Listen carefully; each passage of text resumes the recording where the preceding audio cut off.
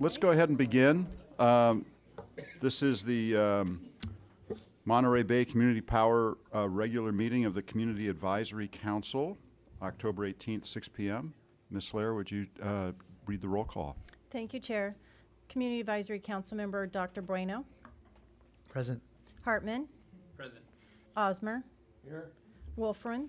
Here. Amesquita. Here. Stedman. Here. Groot is absent. Bezira Wist is absent. Capron. Here. Vice Chair Levon. Here. And Chair Byron. Present. So I'd like to remind everyone that we've changed back on the microphones. You now need to turn them off and on. But I think it's okay if I don't say anything, I can leave it on, correct? Okay. So please, at your discretion, but do ask you to turn it on so that we can obviously record your voice for the recording. So thank you. We have a quorum. Mr. Stedman, would you like to lead us in the Pledge of Allegiance, please? Ready, begin. I pledge allegiance to the flag of the United States of America and to the republic for which it stands, one nation, under God, indivisible, with liberty and justice for all. So, item 3, public comment for matters not listed on the agenda. Please, we welcome any member of the public that would like to comment on an item that's not on the agenda. Okay, seeing none, I have some comments I'd like to read into the record. These are from one of our members, Mr. Groot. He wrote an email on October. Sorry, did I doing something wrong? Yeah. That you have to follow the agenda, so that would be off agenda if you're gonna read comments from. I don't know what you're reading. I do. So these are agenda. I'm sorry. So this is for agenda item 4, which is setting agenda and Okay. approving consent agenda, and he has a comment that he would like to be So you can added only for the consent item. Should I wait until we decide if it's on a consent or not? to add an agenda item per that Brown Act exception requires an urgency finding and certain determination. I'm sorry. Sorry. I'll just quickly explain. Thank you. Councilmember Groot had comments based on agenda item number, whatever the bylaws were. And so it's on consent item it's on number 4. consent. So the okay. chair is actually just reading into the record Mr. Groot's comments. However, I would probably wait until public comment came up. How about that? Okay. Now I'm confused. Are We in do public comment on consent agenda? Okay. All right. Thank you both very much. I apologize. Move to item 3 is closed. No public comments. Moving to item 4, set agenda and approve consent agenda. So, of course, any member of this committee, of this council, can pull an item off consent. However, the chair would be welcome to, be glad to entertain a motion to approve the consent agenda. So moved. Second. We have a first and second. All in favor, please say aye. Aye. So Chair, Discussion? Chair, you'll want to take public comment for items on consent before you guys vote. Well, I'm terribly confused about consent. If consent means we can just approve it, now we're adding comments before we approve it. Public can pull. I must. Public can. Yes. Got it. Thank you very much. So before we vote, are there any members of the public that would like to comment on the consent agenda and setting and approving the agenda for today's meeting? Yes, thank you. Yes, actually, Mr. Chairman, to avoid any issues, I would be willing to read Norm Groot's comments into the record. That would be fine. Someone, are they available? Thank you.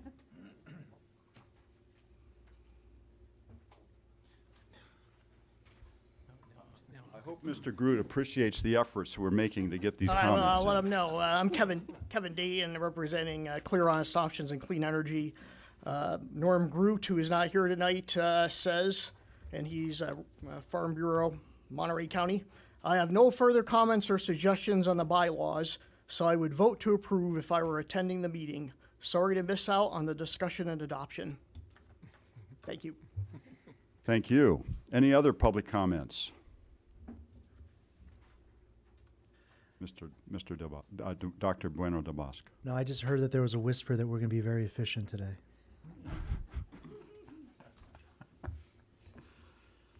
We're off to a good start. Okay, so can we vote? Yes. We have a first and a second. All in favor, please say aye. Aye. Aye. Opposed? Abstentions? Thank you very much.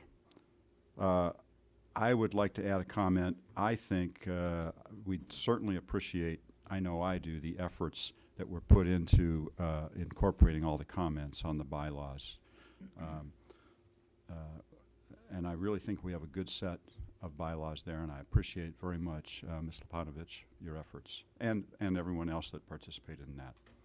Okay, so I think we're at, it's a separate agenda item? No, it's all under consent. Okay, item 7, CEO's report. Thank you, Mr. Chairman. I'd like to update you on the PCIA, in case I've forgotten to do that, which I've been doing almost daily now for the last few weeks. The decision is out, and it's in support of the alternate proposed decision that was issued by Commissioner Carla Peterman, and we didn't like that alternate proposed decision. We've tried to change it, but that was not the case. When the decision came down to it, the 5 commissioners pretty much voted in the same direction, all of it for the alternate proposed decision, likely to have a bit of an impact on us. We, at this point, don't know what that is. We will know a little bit more precisely closer to November 15th, assuming that the CPUC as well as PG&E can get their work done by then. Finally, we don't get to know what the PCIA or the generation rates will be like until in December, closer to the end of the year. But with a reasonable degree of certainty, by November 15th, we should be able to find out what the rates are and know what the impact on us as well as other CCAs will be like. And we'll keep you updated. We are in the process, of course, of trying to figure out how we're going to deal with this issue at the California Community Choice Association. And we've decided, obviously, that we at least gonna request a rehearing on the issue. Then we have another 3 weeks. And to the extent that we don't get an agreement for rehearing, then we have the option to go and appeal the decision, basically taking that decision to court. And of course, the appeal process can take years to conclude. So we'll see how it goes between now and about 3 weeks from now. Also attached to my report is a list of all the sponsorships that we have. We wanted to share that with you just in case we missed a sponsorship that we need to look at, or you think one of the sponsorships that we are engaged in shouldn't be there. Please let us know. And finally, we've paid our debts to the bank, and we've now pretty much retired all the guarantees that the the 3 counties have done for us. So we're debt free, and the counties don't have to worry about any liability of not paying back the debt. We also paid the county of Santa Cruz somewhere around $560,000 that we owed them. This is the money that they've spent between March of 2017 and roughly November of 2017, and that's the time frame when we were out looking for a line of credit. They were the ones that were paying the consultants and paying their staff and paying me in order to get the work done during that time frame. So with that, Mr. Chairman, I'll conclude my remarks and happy to answer any questions that you might have. Council? I have a question. First of all, congratulations. That's Thank you. amazing. It's so wonderful to be debt-free someday. First, or the only question I have is, if you do attempt a appeal or a rehearing or any of those things, which rates will be in effect in the meantime while you're waiting years for this to wander through court? PG&E's rates for all customers do change from year to year. Is I'm that- sorry, I say rates, but I mean PCIA. The PCIA that will be in effect is the one that got approved. At least the decision that got approved is the one that will guide PG&E into calculating the PCIA based on the new rules that got agreed to by the commissioners. So it is definitely not the one that we were hoping for, and likely to increase the PCIA. Now, when we put the budget together, effectively we've said in the base case, in anticipation of what likely to come, that the PCIA will go up by 15% and that the generation rates for PG&E will come down by 7.5%. Both actions will squeeze our rates because we have to respond to both of them by reducing our rates. At this point, I've seen numbers on estimate for what the PCI is going to be like. It will be an increase anywhere between 18 to 38%. And we don't know what the reduction in generation rates for PG&E would look like. I'm hearing through the grapevines that it's going to be probably around 7.5%. If it's around 7.5%, then it matches our estimate going in. But if it's more than that, then we're going to see additional impact that we're going to have to deal with. Still, we're doing fine. Obviously, it's less money that we can put into programs, and less money that we can give as rebates or to put in reserves, because that all these funds that we pass around to these three buckets are affected by the net revenue that we get. And reduction in rates will eventually reduce our revenues, and reduction in revenues means less money to programs, less money to rebates, and so on. Yes. What are you doing in the way of communicating the PCIA implications to the public? A number of the sources I've talked to are really upset because they feel that the PCIA is an added cost that wouldn't have been there if the JPA hadn't been signed. So they're saying now, well, you've said 3% lower than what PG&E is charging, but they've already jacked up. In some cases, it's hard to say, but some of my sources have been saying they're paying upwards of 10% more. So they're seeing it as a net increase of 7%.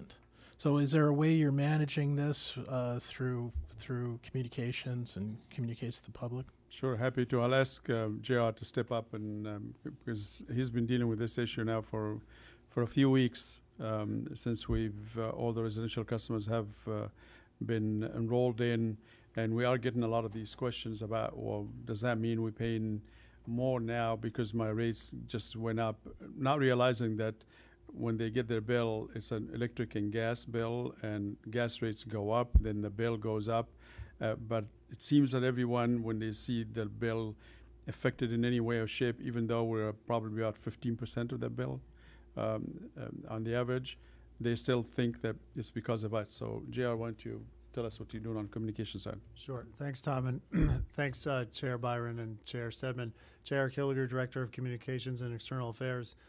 So we've developed a couple different collateral pieces, like an understanding your bill and knowing your rates, very explicitly laying that out. I think we've shared that with all of our board members.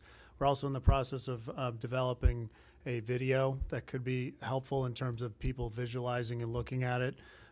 We're constantly engaging with the media in terms of like sending out talking points about what it all means.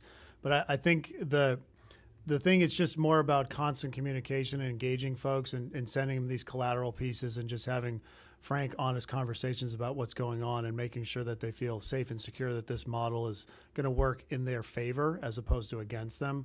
Again, when you walk somebody through their bill, there are a lot of different moving pieces, and of course they see the new thing as the one thing that's the new, and that of course that's causing all the problems. But I think when we work through with whether it's the call center or our staff or when we're at community events, we're trying to provide every single different venue we can to make sure that folks understand what the costs are.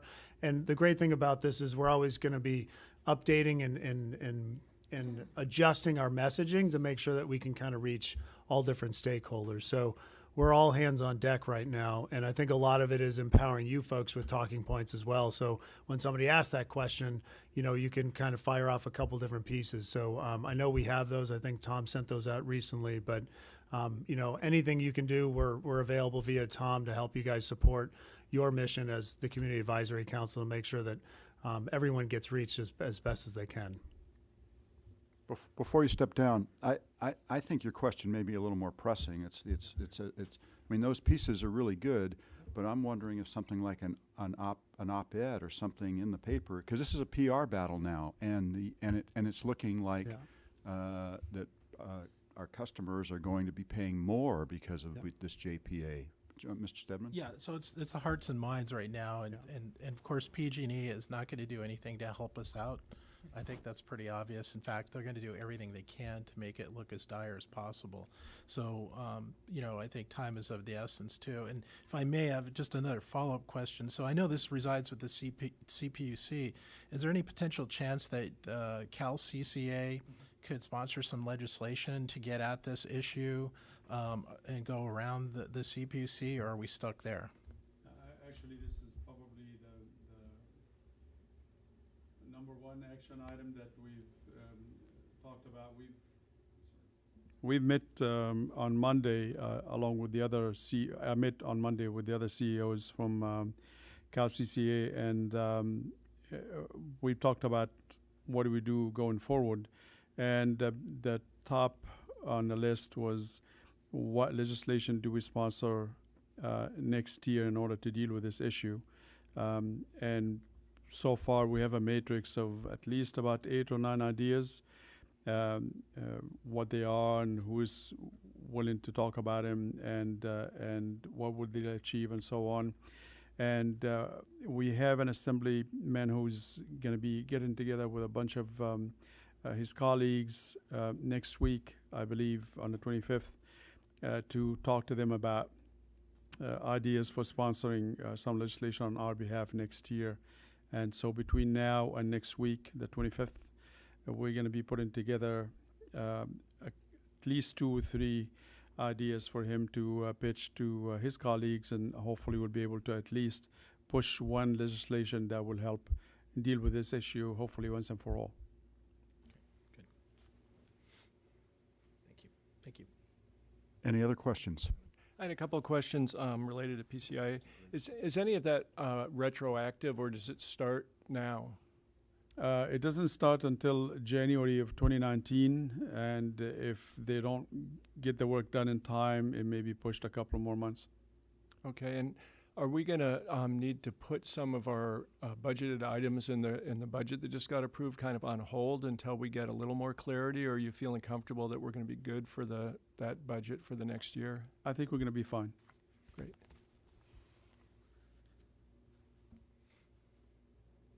Any other questions? Thank you, Mr. Habashi. I agree with the Vice Chair. Great accomplishments. We're obviously all a little bit concerned, as you are, about the PCIA, so thank you for your report. Thank you.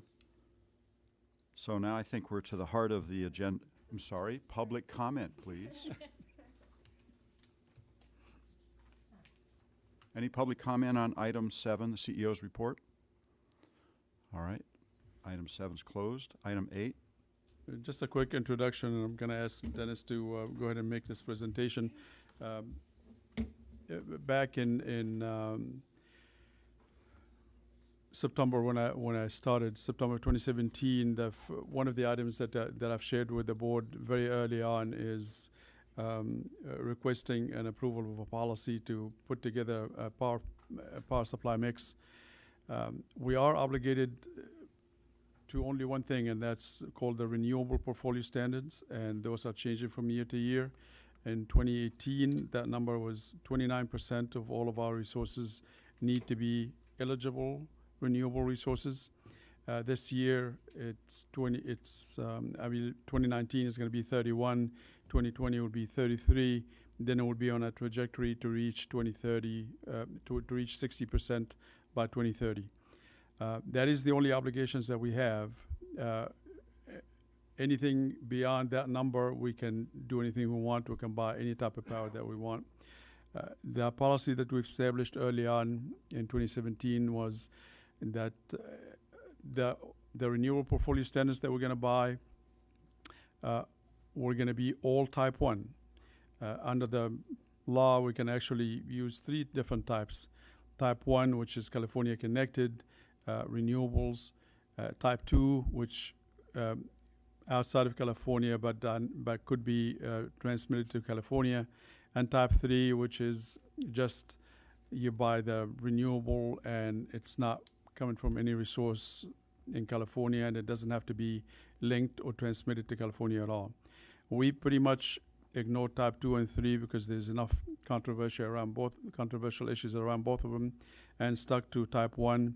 We also decided to do everything else in addition to type 1 renewables with carbon-free energy. And carbon-free energy, for the most part, is large hydro. So we buy the credit for the large hydro, and those resources get delivered all the way to the ISO, and we get the credit, but the energy just goes into the California energy system. That is the policy we established. It has been, at least from a number of folks in our community as well as activists, they question whether that's the correct approach, and so we figured maybe this is a good time for us to speak to you about what the power supply mix that we have looks like, what it could look like if we do it differently, and get your input and go from there. Dennis? All right. Dennis DiGionio, Director of Power Resources. Good evening, Board. So as Tom said, we're going to show you some of our power mix scenarios we put together, but first I want to go through some foundational materials to kind of normalize everyone's understanding. I encourage everyone to feel free to ask questions as we go through this material. Starting with just a picture of the grid here, I just want to highlight that from generation, you have, you kind of think about the electric industry in three sections: the generation, the transmission, and the distribution. And some of these subsequent slides are going to focus on the transmission side, which is really the wires at this very high voltage to deliver it across long distances, whereas distribution is down at the lower voltage level. A couple of things to think about as we're talking about the grid is the transmission level is bidirectional. It has to be balanced by some sort of grid operator, whereas the distribution was designed to be unidirectional, just going from the transmission level down to the houses, but it is being somewhat disrupted by distributed energy resources. But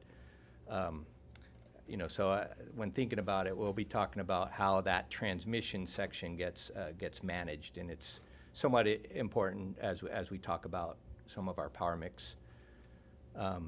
So when you think about the transmission grid, it's everything's interconnected, and they have these coordinating councils. So like for the WEC refers to the Western Electric Coordinating Council, where all these different states have to coordinate on these transmission flows. And as you can see, they're somewhat connected, although it's interesting to note Texas is a standalone, very interesting, but they don't favor federal oversight, so they like to be in-state only. When you think about within that WEC region, we talk about there's balancing authorities that have to manage the instantaneous supply and demand. And within the state of California, we have several different ones, but the biggest one, which is the area that manages our load, is the California Independent System Operator, or the CAISO. And as this map shows, you may be surprised to see that it's not all of California it covers, right? It's the northern part of the state is the balancing authorities, Pacific Corp, And then you have these little islands that are their own balancing authorities, such as LADWP or Imperial Irrigation District down in the south there. So when we talk about the grid, managing the grid by the CAISO, what they're having to do is manage the consumption and the generation to make sure there's always enough generation to meet that load. And a common analogy is a pool analogy that is talked about, whereby the generators are feeding the pool, keeping it level, and then the consumers, such as Monterey Bay customers, are consuming, and their goal is to keep that pool at an even level. So this power flow is important to kind of understand.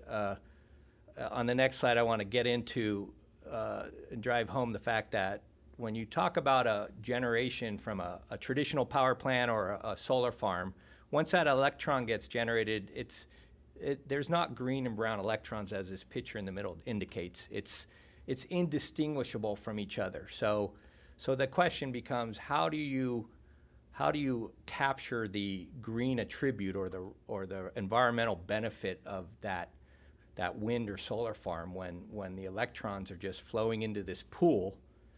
And so what has been developed is a sort of a tracking system that will validate that a renewable generator fed the grid, and then they will create this piece of paper, basically a REC, that is proof that the green power was brought into the grid and it was purchased by Monterey Bay Community Power. So this is, I just go quickly through, this is the state's definition of a REC. It's all the renewable and environmental attributes associated with the production of electricity from an eligible renewable resource. So this is a state-defined term for RECs, and there is a system that was built to count those RECs. It's called REGIS, Western Renewable Energy Generation Information System. So when we, in my group, we're buying renewable power, bundled renewable power, but the way we contractually satisfy our renewable obligations is by collecting these RECs in REGIS. It's almost like a bank account where the generators transfer those RECs into our account, and then we use that for compliance purposes. So as Tom hinted at, there's the state has these three different categories of renewables. PCC 1 or Bucket 1 or Category 1 are some of the terms that you may have heard. And that's what we buy. That is what we have committed to buying. And it's defined as renewable energy that is in-state or dynamically scheduled into the California grid. And so that is what we're buying. But there are other options. There's Bucket 2, which is usually out of state, but they aren't able to schedule it into the CAISO. And there's a term that floats around there sometimes called firming and shaping. It's fairly technical, but the fact is that it has to do with the fact that it's not all renewable getting to our customers, and there's different treatment of that. And then there's Bucket 3, which Tom mentioned is really just the REC. It's not associated with actual deliveries. And these categories, the state says that we have to purchase, to meet our renewable requirement, we have to purchase at least 75% from Bucket 1,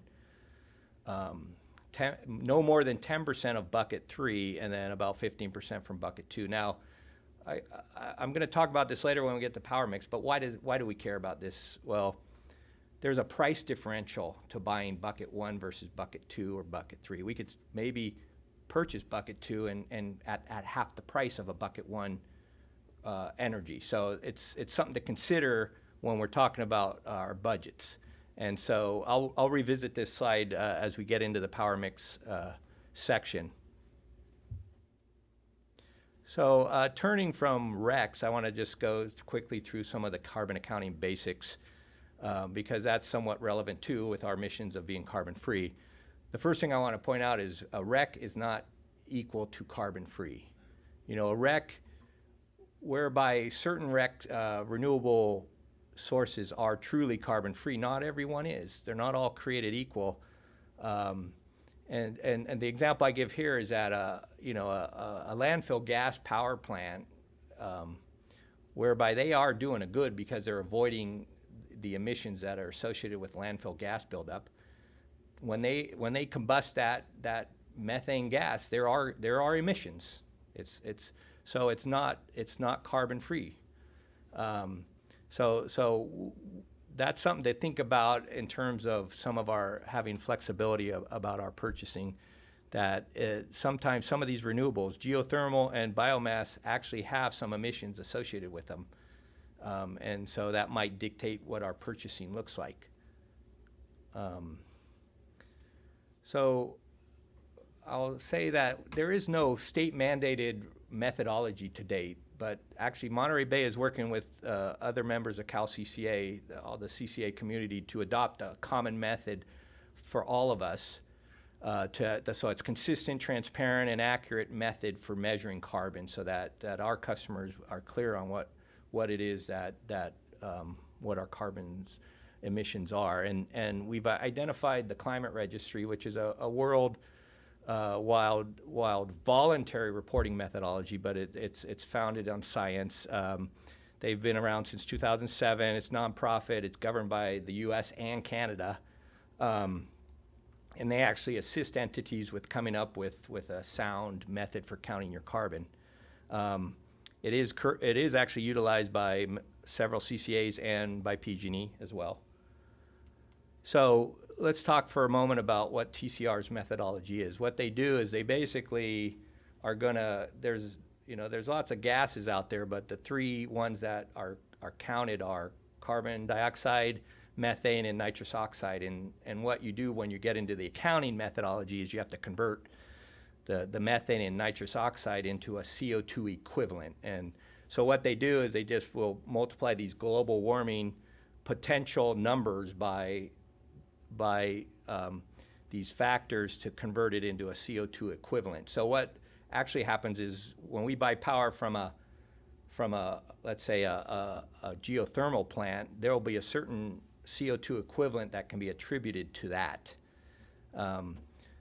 using these global warming factors. And so here is what the TCR kind of publishes as the factors that you would apply for the different technology types. So coal, of course, has the largest number there in pounds of CO2 equivalent. And then as you can see, that geothermal currently has 57 pounds of CO2 equivalents associated with it. It is renewable. And the biomass one shows 0, but there is a lot of discussion about that right now. They haven't firmed up what the treatment of biomass is. And so that will dictate what we end up doing.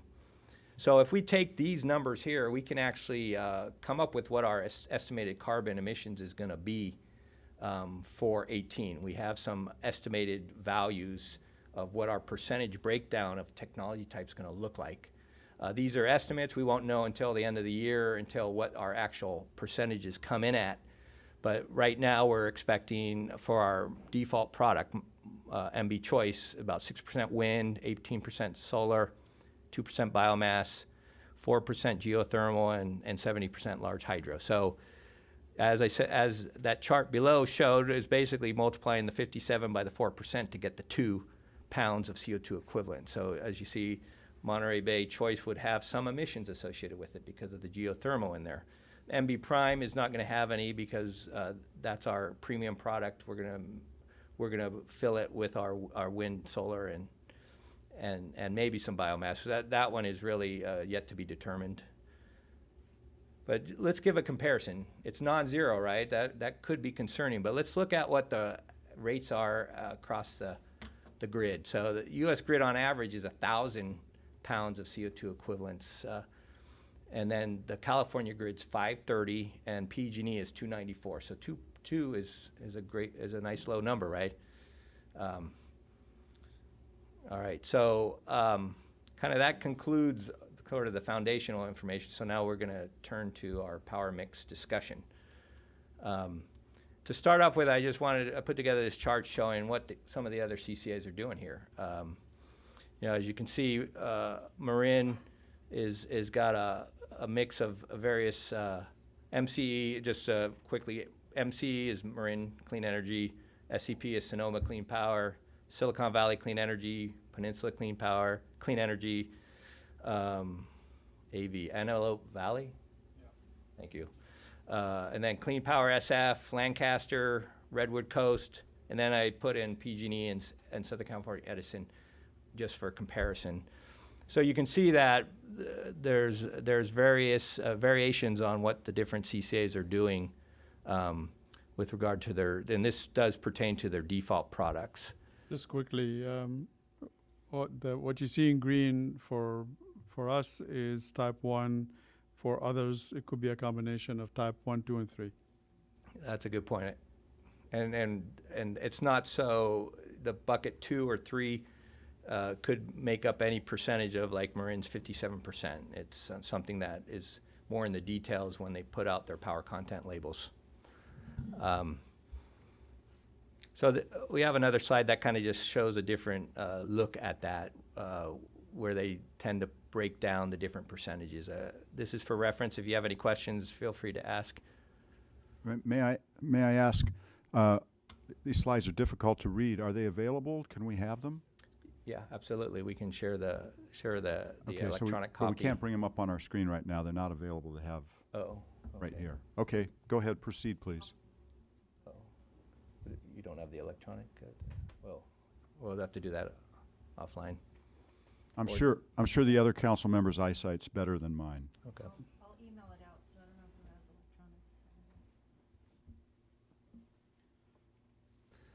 All right, so get to the main section of our so you know, as part of this discussion you had about the PCIA, you know, the reason we put together these different scenarios is that there is a lot of regulatory uncertainty right now about the rules that govern how we operate, and the big one, of course, is the PCIA and the associated ERA, which is the PG&E's generation rates proceedings, and it ultimately creates just a lot of uncertainty from year to year because it changes year over year as to what our budgets are going to look like. So that's the main one. There's also Senate Bill 100 is the one that Tom mentioned, where it's increasing our RPS requirements from 50% by 2030 to 60%, which is going to cause us to have to purchase more renewables, which is more costly going forward. There's another Senate Bill 237, which is going to increase the amount of direct access that is allowed within the PG&E or the California territories, which has the potential to increase our opt-out rates. And there's a few other items on here, but the main point is that it's worth considering alternatives to our current purchasing strategies just as an alternative to think about. So here are the scenarios. You know, our current policy, which is based on the budget that was presented to you last month, was 100% carbon-free and meeting the RPS renewables. We're looking at just the 1920 budget that we forecasted, which would be a 33% eligible renewables and 67%, which is carbon-free or large hydro. So that cost of energy, which was reflected in the budget presented last month, was $181 million. If we were to change our strategy and continue to purchase carbon-free, as we're calling it, save a little, but what we do is we approach our RPS obligation by purchasing some bucket 2 and some bucket 3 as allowed under the rules, which means we would only buy 75% bucket 1, 15% bucket 2, and 10% bucket 3. As I mentioned before, that allows us to meet our RPS mandate at a lower cost because bucket 2 and bucket 3 is less expensive. And so the forecast of the energy there would be 177, about 3.6 million less than the current budget. Our save a lot scenario is basically we continue to purchase the state required RPS, 75% bucket 1, 15 bucket 2, 10% bucket 3, but then we purchase no large hydro. We just buy gray power, as we call it, non-renewables, and that would allow us to save $8.4 million from the current budget. And then just going in the other direction now, as a rule of thumb, you could say that for every 1% increase in eligible renewable energy, so this would be approaching procuring more than the state mandated amounts, right? The 33%. For every 1% increase, we're looking at an additional $550,000 to procure more RPS energy. So that first category, current policy, doesn't that reflect policy board decision, Mr. Habashi, and the community's interest? Yes, that is what we approached the policy board with last year, and they have approved it, and so that's what we are going with, unless eventually that changes. I'd like to ask. So right now we're at 30%, right? And PG&E is 33%, and you're proposing next year about going up to 33 for us. What will PG&E be at? Well, I think for 2019? PG&E's is actually increasing because of all the departing load. So it might be 33 right now, and it probably is going up because of all the formation of new CCAs. It's not like they're procuring more power, they're just benefiting by the departures, because that's what it's measured against, the 33% of the remaining customers. And so, yeah, I mean, we're meeting the state mandate. We're not, I don't think it was board decision to match PG&E at all times. We're meeting the state mandate. I also want to add that over the last, I would say, 6 to 9 months, PG&E have finally wised up to realizing that they do have a lot of surplus of renewable energy. So they've been selling a lot of the attributes. Matter of fact, we bought quite a bit of from PG&E, 400 gigawatt hours over the next 3 years, each year. So did, I would say, roughly about 8 other CCAs have gone to PG&E and bought quite a bit of their type 1 attributes. So I don't know if they will be able to show 33% next year, given all what they sold already. It's a good question. And that's essentially why the PCIA is so high, right? Because PG&E is over procured. Yes, that's correct, and not just over procured what they need to buy. I don't think that's really the what hit them hard. What hit them hard is what they procured. They procured at very high prices. They have 8. As I understand, they have about 8 solar contracts. Maybe the combination of all 8 contracts are over 1,000 megawatts, I'm almost certain. And probably the least expensive one of them is at about maybe 7.5, maybe 8 cents a kilowatt hour, relative to where the market is at today, of something less than 2.5 cents. So are you stating that you don't think PG&E will meet the RPS for next year? No, I'm almost certain that they will. They will not sell their attributes to bring them below the RPS. Which would be 33. What I'm saying is they are likely, the 33, for next year it's 31%. That is what's required. Whether they're going to come down all the way down to 31, I don't know. Maybe they'll still be above 31. But I'm saying that they are realizing that they have a lot of attributes that they can sell into the marketplace, and that obviously will reduce their share of type 1 resources comes next year. So I'll just say that I agree with Mr. Stedman earlier about trying to win the hearts and minds of, what are we calling them? Stakeholders, ratepayers, customers. But when we were offering a product that is less renewable than PG&E, it just doesn't. It's not walking the walk and talking the talk. So that's just sort of what I want to encourage us to do. I mean, hopefully we'll be exceeding what PG&E is doing, and I know it's not a mandate, but it's not yet. But let's keep in mind the renewable. We're carbon free. They're not. I mean, we're not procuring any power from nuclear or even some of the. They have power plants that are natural gas that have emissions. So. But looking at the power content label, carbon free isn't a standard. So it's not a standard yet to measure by. So it's nice, it's great PR, but again, we don't have the same renewables they do. But yet, We the don't purpose have of the same- renewables is to be carbon-free. So actually, I think we're exceeding that. Or GHG free. That's what I mean, So- yes. Well, no, but there's a difference in terminology, right? And we've shifted away from greenhouse gas to carbon free. So there's a nuance there. I think it's important to remember that eligible renewable is one thing and renewable is another. Actually, large hydro is more of a renewable resource than biomass, than geothermal. Certainly, it's, at least from my standpoint, it's a greenhouse gas free, and so is nuclear power. But I'm just going to go with large hydro as my preferred source. So we shouldn't really say that we're not buying more renewable than PG&E. We maybe don't have as much eligible renewable, but we certainly have a lot more renewable than PG&E does. It's a good, yeah. It's tough to sell, but I mean, when you're comparing power content labels, that's where the proof is. That's all I'm saying.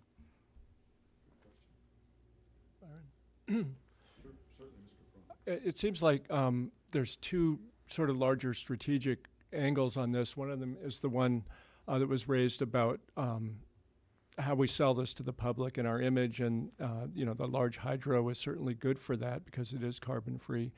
To me, the most important thing besides the financial aspect of it is to try, and I know this is really complicated and a hard thing to figure out, but is to try to look at the big picture and not just what we're buying, but how what we do in the marketplace affects the whole market, and whatever we can do to reduce the amount of carbon in the whole market.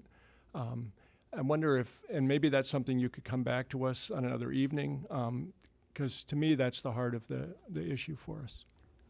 I agree. I mean, I think our recent solar plus storage agreements are moving the needle, in my opinion, on that effort. Especially the storage part, because we didn't have to do that. Storage is actually reducing the amount of energy that we are getting out of the solar in terms of efficiency. And it's still not a 1.0 or better benefit cost. But we are doing that because it does actually bring down the greenhouse gas associated with all the ramping up and down that keeps happening nowadays. Yeah, so I've got the air pollution hat on. So I would just say that biomass is not carbon free. It emits CO2 in pretty healthy doses. The way you get it, zeroing it out, is by doing a life cycle analysis. But you could do that for coal too, and natural gas and other petroleum products. So there's nitrogen dioxide, and there's also particulate matter, which is exceptionally hard to control with biomass.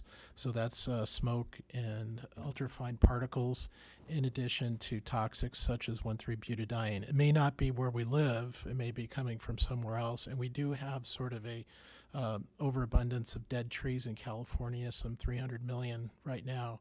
So those have to go somewhere. But, this is one of the problems when you concentrate just on GHGs. You're not really talking, if our goal is to be clean air, which is stated in the values, that we should sort of consider the other ramifications and other pollutants that are associated with combustion. And Tom said this before, combustion's bad. I mean, it's just not a good way to go. And then finally, too, if you want to really step in it, lakes have and reservoirs have a lot of environmental impacts besides air quality and salmon and habitat for wildlife and all that. So, I mean, you can go into a lot of different areas and cause a lot of different problems, depending on which rocks you want to overturn. Thanks, Richard. Amy just gave me a very dirty look after you talked on that. And that's why we support MB Prime. Very good. Please continue. These are all very good questions. So this was just a refresher on we did kind of project it out over the next 4 years, but it's just more showing that, if we need to maybe tighten our belts, we may want to consider these alternatives. But there's no plan to do so at the time. I mean, we're going to continue with our current policy. It's just And I just want to make sure that would be a policy board decision before you could make those changes, correct? That's what I was trying to get at earlier. right. But we wanted to bring it to you to get your feedback so that we can share that with the policy board. Mr. Caprone. In terms of possibly adding type 2 or type 3 in the future, my understanding is that type 3 with the RECs is really, it's uncertain whether that's having a direct impact, and it sounds like something that we would really want to stay away from. I still have a hard time getting my hands around the difference between type 1 power, for instance, that we're purchasing from windmills in New Mexico, and type 2 power. Could you help us with that?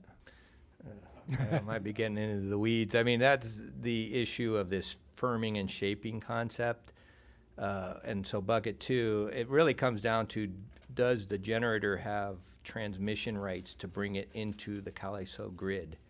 And if they don't, they effectively are delivering it locally, but they're able to detach the attribute and put it on someone else's power at the CAISO border. And so there's a different treatment of that. So you're still displacing from a bigger pool, just not in California, is what the bucket 2 is effectively doing. Yeah, I mean, my concern relates back to the bigger issue I was talking about. It seems like when we contract for a new wind farm or solar farm to be built, we're directly influencing the generation.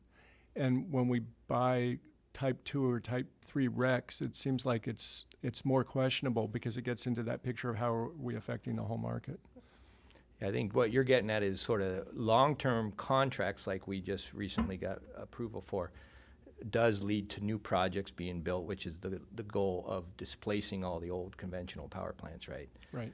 But in the short term, there's these buckets that we purchase to meet our short-term requirements. But ideally, if we could do long-term contracts at low cost, I mean, the thing with the storage, what we're going to see is that the costs are going to come way down as more and more of it's deployed. And so we wouldn't want to lock in a lot at this early stage because it's going to be cheaper in a few years. I think you're also touching on a very important point, which, what if, for example, we go out and buy a wind project in Utah or Wyoming or somewhere where there's no transmission access that will bring it all the way to California?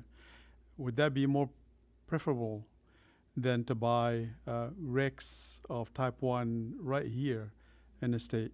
And I know it may sound philosophical, but in my view, if you are to cause the building of a new project, a new renewable project, anywhere on the Western grid, you're probably better off than just to buy the RECs from an existing project that is right here in California on the account that it's type 1 and it meets eligible renewable requirement percentages.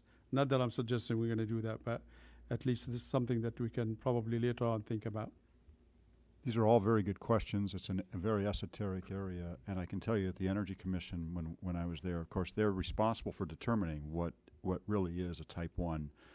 And if I could simplify it, and there's people that can argue this much better and much smarter than I am, we're really trying to avoid controversy, I think, around the different types. The early type 3 RECs that were purchased by Marin Clean Energy when they first established caused a lot of controversy in the environmental community as to whether or not these were verifiable or not. Likewise, type 2 causes some consternation on the part of labor unions and others if it's not something that's built in California and if it's on the grid in California or can be scheduled in. So the type 1 approach, I suspect, by the board policy, the policy board's policy is really to make sure everybody understands we're trying to reduce greenhouse gases here without any argument or controversy. And correct me if I'm wrong on that, but I think that's where the board has come down. Mr. Habashi, please correct me if I'm wrong. No, I think you're correct. So Any more questions, or should we proceed? Mr. Osmer, did you raise your hand? No, is there more? I think I had a duck curve. I mean, basically, this is something just wanted to talk about. That just bringing more solar on the grid is not always optimal at this point. I think you've heard the term duck curve, right? So this is the famous picture, by the way, that basically shows that this graph is showing the net load minus the wind and solar generation. So what it's showing is the belly of the duck is when the solar and wind is producing, that it's the net load is lower, which causes prices for the power to go down, which causes the grid operator to be challenged. They actually have too much power on the grid at some hours of the day during the belly, and these are all solar and wind guys. They don't want to turn off. They have contracts where they're going to get paid regardless of what's going on the grid.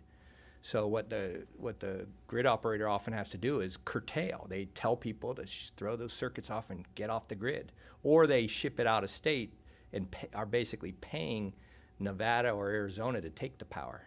It's a challenge. That's why the belly of the duck is a problem, and then the neck of so that it's been showing up real deep belly faster than they anticipated this year. This is one day in February that it got really low. But the second problem, which I don't think is talked about as much, but it's the evening ramp. As that solar is tapering off, there's a 3-hour period where the grid operator has to turn on a bunch of conventional power plants to make up for that lost solar. And these guys, there's studies are showing that there's more emissions occurring because of that, because of the concentration of turning on all these power plants. So more solar by itself doesn't necessarily lead to carbon reduction. And so that's why we went after solar plus storage, because we didn't want to exacerbate this problem. And just this is the recap, and we're done. I mean, basically, you know, we're going to stick with the current policy, but these alternatives are just out there for discussion purposes on options for us to save money. And then we could go in the other direction as well, and this is what it costs, about $1 million for every 2% increase in RPS. But the duck curve could be, you know, for buying more solar, might make the duck curve worse. And yeah, so that concludes this presentation. Members, any more questions? Mr. Hartman. Thank you. So will this is going to come up for approval at the December policy board meeting? I think I don't think so. I think we just go in with what we have right now, unless, for example, you folks vote that you want to see something different, then we have to go back and discuss it again with the operations and the policy board and seek different direction.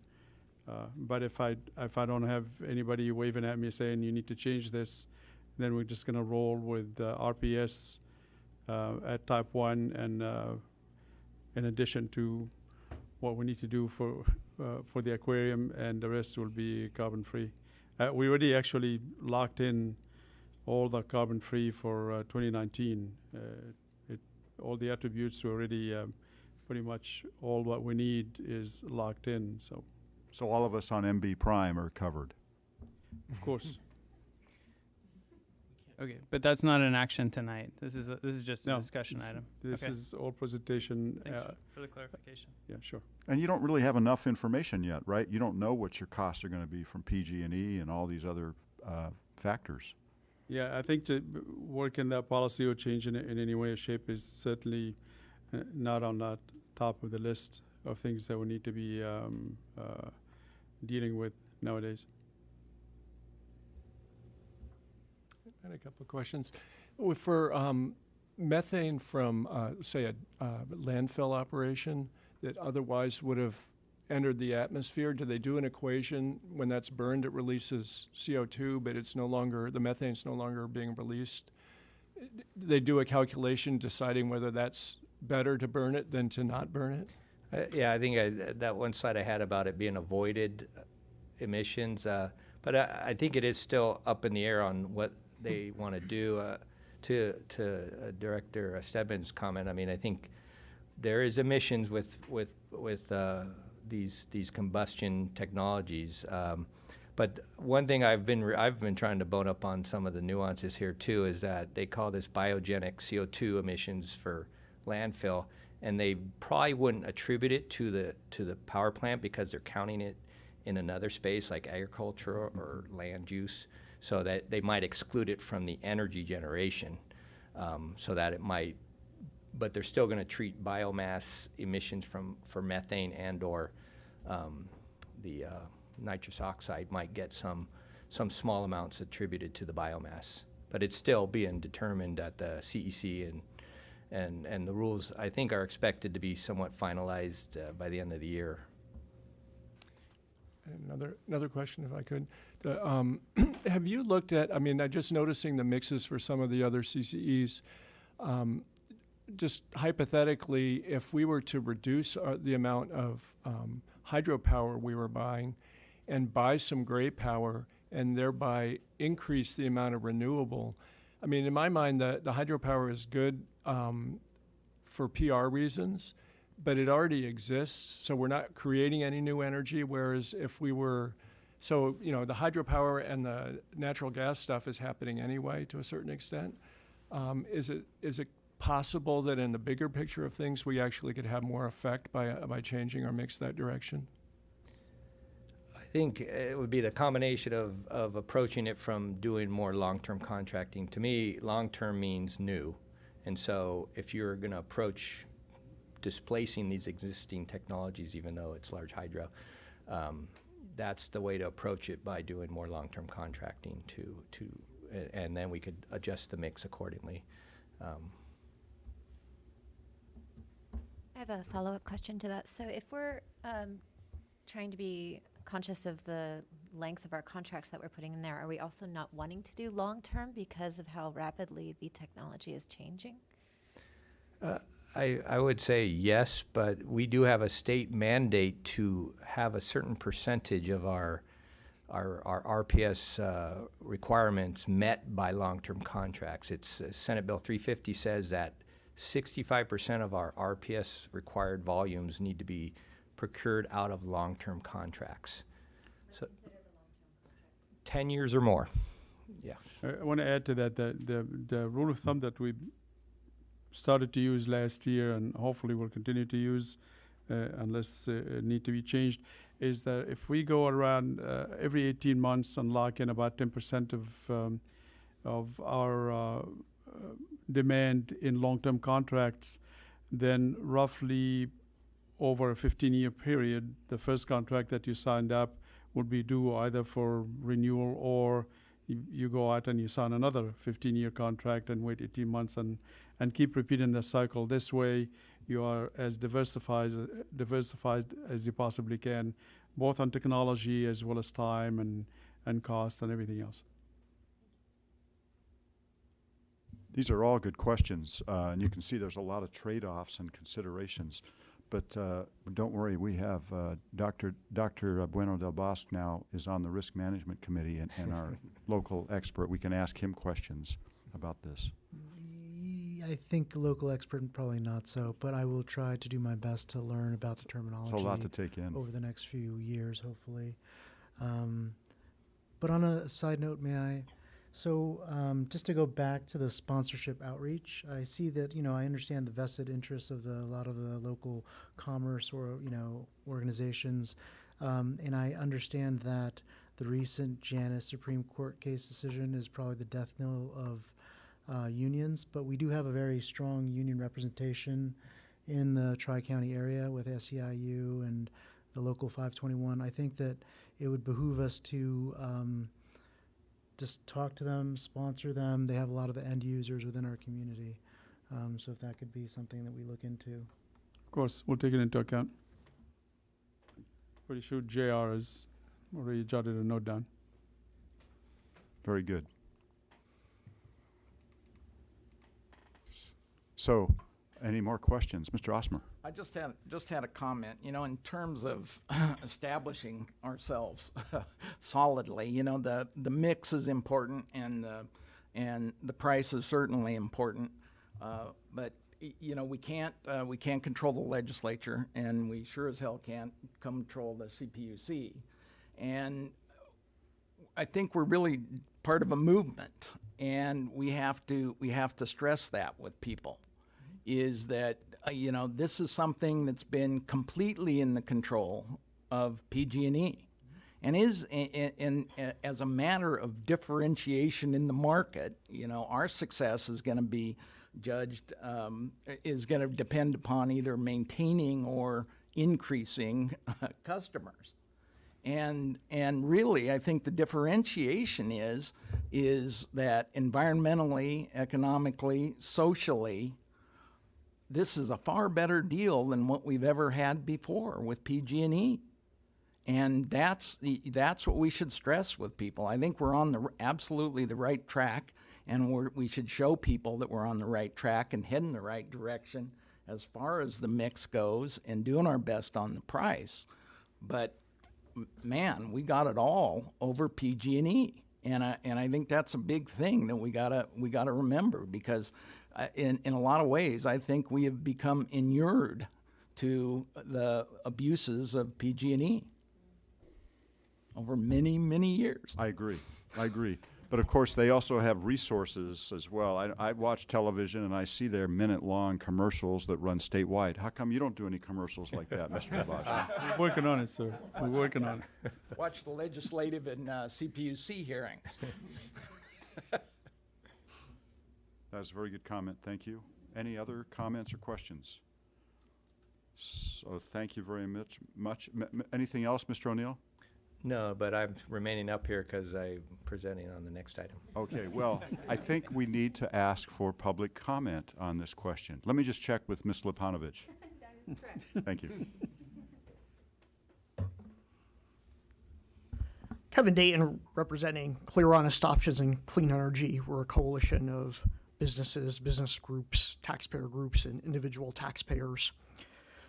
One thing that comes to mind is this is a risk. Monterey Bay Community Power, a lot of people got on board this with some skepticism. So far, I think the perspective from the general public, business community, people are paying attention. It's been excellent. You've already paid off the debts, paid back Santa Cruz County. You've got the reasonable rates. Things are going well. I know that this particular Community Advisory Council is very eager for the deep transformational change for climate change and things like that. Norm Groot isn't here tonight to present a perspective that I want to present, which is you need to be cautious. Be careful that you don't, in the excitement to transform things, make the rates go up. I think there are some danger signs both on the state level and what's being talked here tonight with the PSI, the indifference charge. Things like that, you've got to be careful. I know some of you don't like large hydroelectric because it's reservoirs and it hurts fish. And I know there's a vision out there that one day the rivers will be freed from the dams, and that's a great long-term vision. But be cautious about what you're doing, because if you make these rates go up and PG&E is still offering to supply electricity, you could be in trouble. So I would like you to think about this. I'm going to encourage the Operations Committee and the Policy Committee to also be cautious about doing it. Do not jump so far ahead and get yourself caught in the future, because you've got a great thing going on here. Don't blow it with excessive exuberance for transformational change. Thank you. Thank you for the comment. Mr. Habashi, would you like to address any aspect of that comment? No, sir. I think I agree with it. All right. Excellent. Any more public comment? Okay. Committee then, if it's all right, we'll move on to the next item, and that is item 9. Mr. Habashi, did you want to introduce? Just a quick introduction. We've been talking about the Go Local program for some months now. We started this effort back in May or June, I believe, with a request for offers. We got the offers in August. We looked at them, evaluated them, all that during the time when the PCIA issue was boiling up at the CPUC. we held back last month from presenting some of the results. And we've been discussing it in-house for some time now because, quite frankly, it's not a clear-cut case that we are looking at, given the cost associated with doing anything local, especially if it's in the size that we were looking at, 1 to 3 megawatt. So we figured probably the best thing to do is to present the results of the RFO from a supply standpoint, basically trying to find the least expensive of these resources, then with the understanding that any additional dollars that we're going to have to spend to have these resources here is likely to come out of the program's dollars. Then I'm going to be asking JR to come in and present his views as the guy who's in charge of handling the programs. And eventually, our recommendation is to hold back and wait a little bit more. So without further ado, I'm going to ask Dennis to start. Thank you, Tom. So just briefly, so as Tom mentioned, we issued the RFO, the Go Local RFO on May 30th. We held a webinar and question periods, and they were submitted in August. As you can see, September 14th was our originally planned date to identify and notify our shortlisted offers. But because of the PCIA activities going on during the month of September, we decided to postpone that decision date. And the PCI was originally going to be decided on in late September. It was pushed out to October 11th. We're still digesting and waiting to know the full impact of that decision. So that's why we have not kept to this original schedule. So the overview of what we received 22 projects offers from 10 different developers. The technology types were solar, some with storage and some without, wind, and a landfill gas offer. The range of prices for all these offers was from 6 cents up to 20 cents per kilowatt hour.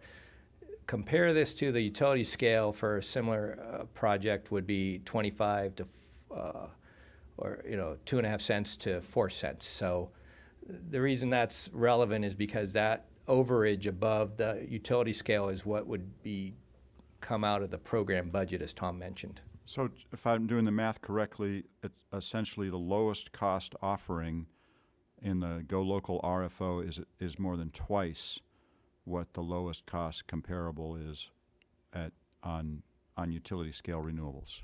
Correct. Thank you. So this was the criteria we applied for on the quantitative basis. Is basically our criteria was we were only going to look at projects that were priced at or below our average retail rate. They had to be sized between 1 and 3 megawatts, located within the Tri-County area, and from a renewable fuel source, and the contract term was going to be anywhere from 5 to 20 years. We had qualitative criteria dealing with local benefits, local higher requirements, prevailing wage, and impact on economic growth. So when we applied those criteria, the quantitative criteria, we only had 4 projects that met that first criteria of being below Monterey's average retail rate. They were all solar only. And if we were to move forward and select these 4 offers, they would result in 10 megawatts of local solar. Regarding the qualitative aspects of this potential shortlist is that one project would have been on land lease from a JPA. On the local hire requirements, we didn't get firm commitments here. We basically had 3 of the 4 said, if available. 1 said meet or exceed. All of them offered to pay prevailing wages, and the impacts on economic growth were somewhat unclear. But based on our own estimates, is that if we were to contract with this 10 megawatts of power from these 4 developers, it would produce about 30 full-time equivalent jobs during the construction phase of the projects, which tend to be 12 to 18 months long, and then 3 to 4 full-time equivalent jobs to operate and maintain the facilities.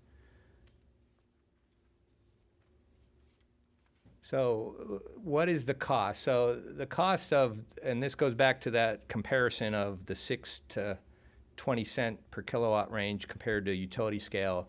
We estimate if we were to contract with all 4 of these, it's $1 million a year that would need to come out of our program's budget.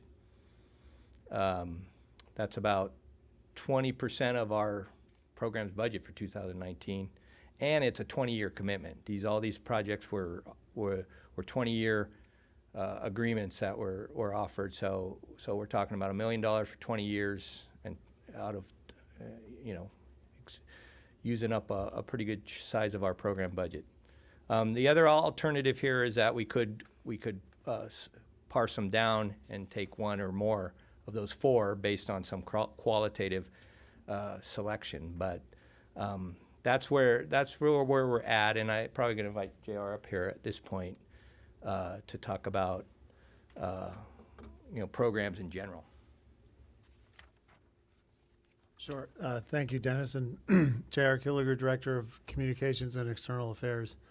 I know local development is it's a passionate topic. It means a lot to a lot of people.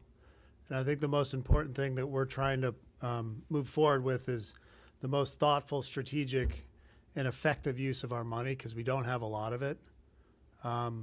So I don't think any of us are rushing to do anything. We just want to make sure that every dollar we spend with programs is the best dollar spent. We want to maximize those dollars to meet the goals, whether it's reducing emissions, providing local job opportunities, and just making sure that these programs can be like kind of hallmarks for this region. So I think those are some of the kind of like underlying themes that I wanted to present to people. Now, in terms of how Beth and I and the team have been looking at energy programs, is we have a kind of a similar lens of quantitative analysis and qualitative. So for programs, we want to see, is there going to be any emissions reductions? And then what's the cost of greenhouse gas emissions reduction per metric ton? So if we spend, let's say, $1,000 and we get 1,000 metric tons, well, it costs $1 per metric ton to reduce. So it's very straightforward math. Also, the estimated cost of the program, how much are we going to invest into it? The net cost of the program, as well as estimated jobs, and then the net cost per job. But then I think in my mind, the qualitative ones are the ones that are going to win the hearts and minds, like social equity.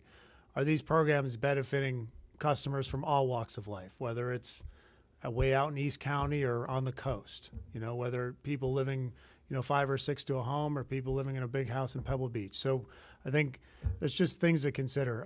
The demand response potential is huge. I mean, there's an economic engine that could be here in the Monterey Bay if we can kind of galvanize all these particular resources to bid into the CAISO. I think there are a lot of interesting opportunities there. Are there complementary funding potential? Is there community preparedness to it, as well as NBC brand awareness? I think we're always talking about how can we increase our brand, increase our visibility in the region. Then finally, what is the customer benefit from it? I also wanted to throw out some other ideas. When we have our program budget set aside for 18-19, which is fixed. Any of these projects that we've examined, if we were to move forward with, it wouldn't hit us until I think midway or somewhere part into 2020, actually, in terms of when it would be delivered and we have to pay money. But when we looked at the potential $1 million, it just got us thinking like, well, how else could we spend that money? And if we're really trying to drive economic value in the region and reducing emissions, what are the other opportunities? And so we kind of just put forth a list of kind of thoughts and considerations for it. That if we had $1 million to spend, if we had another 20% of this budget, think about the kids in the schools that could benefit from electric buses and not having to sit in buses and breathe the diesel fumes. That's a thought. Microgrids.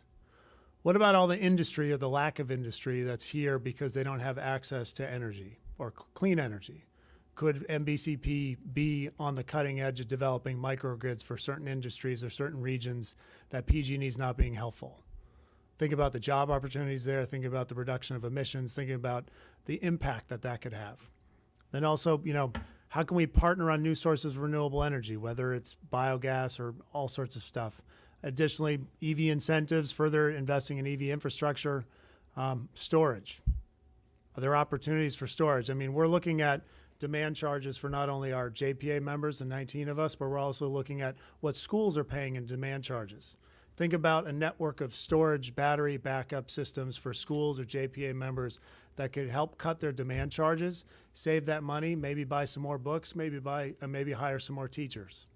I mean, I get a little kind of caught up right now because I guess I'm starting to get to what I feel like this agency could do with that kind of money. I'm not downplaying what you shouldn't build locally, but I want us to think as big and as robust as we can. Also, we've done some analysis just back in the hand, like if we wanted to throw towards low-income rebates even further, like how far could that $1 million get for, care and fair customers or whatnot? And then finally, we've been kicking around kind of talking to grid alternatives about, is there a potential of a community solar project that we could use this funds for, which is you'd put up a certain amount of kilowatts or megawatts if we could, and then, low-income customers could benefit from a fixed price and really deliver on that promise. So again, those are just some things to consider when we look at this. So I think kind of the next step we're proposing right now is basically just we're postponing investment.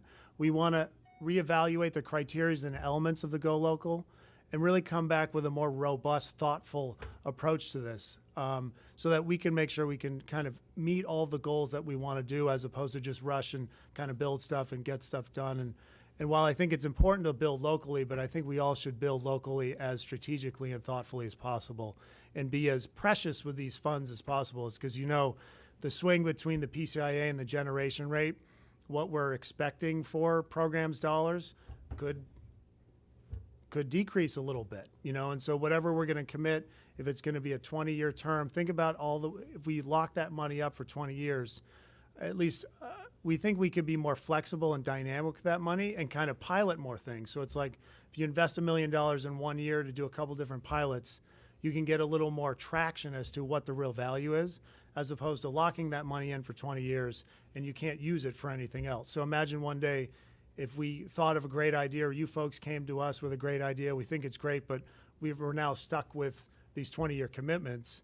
I think if we had a ton of money to run around and throw around, I'm sure if it would be a little more of an appropriate approach right now. But I think we just need to be as thoughtful as possible with these monies. And it's not saying we're scrapping Go Local at all, but we just want to make sure that we can come back with a more thoughtful criteria and elements and making sure we can really get the value from this great initiative. So I think at that point, I think we're all happy to take any questions. That's good. That's very good. I'm really looking for council members' comments on this, particularly the decision to postpone investment in Go Local. Members? Mr. DeBosque. So just to follow up on, I think the overall advocacy here is to kind of hold on to as much money as we can now, think long-term strategy as our Norm Groot citizen is advocating, thinking long-term with the passion of the moment.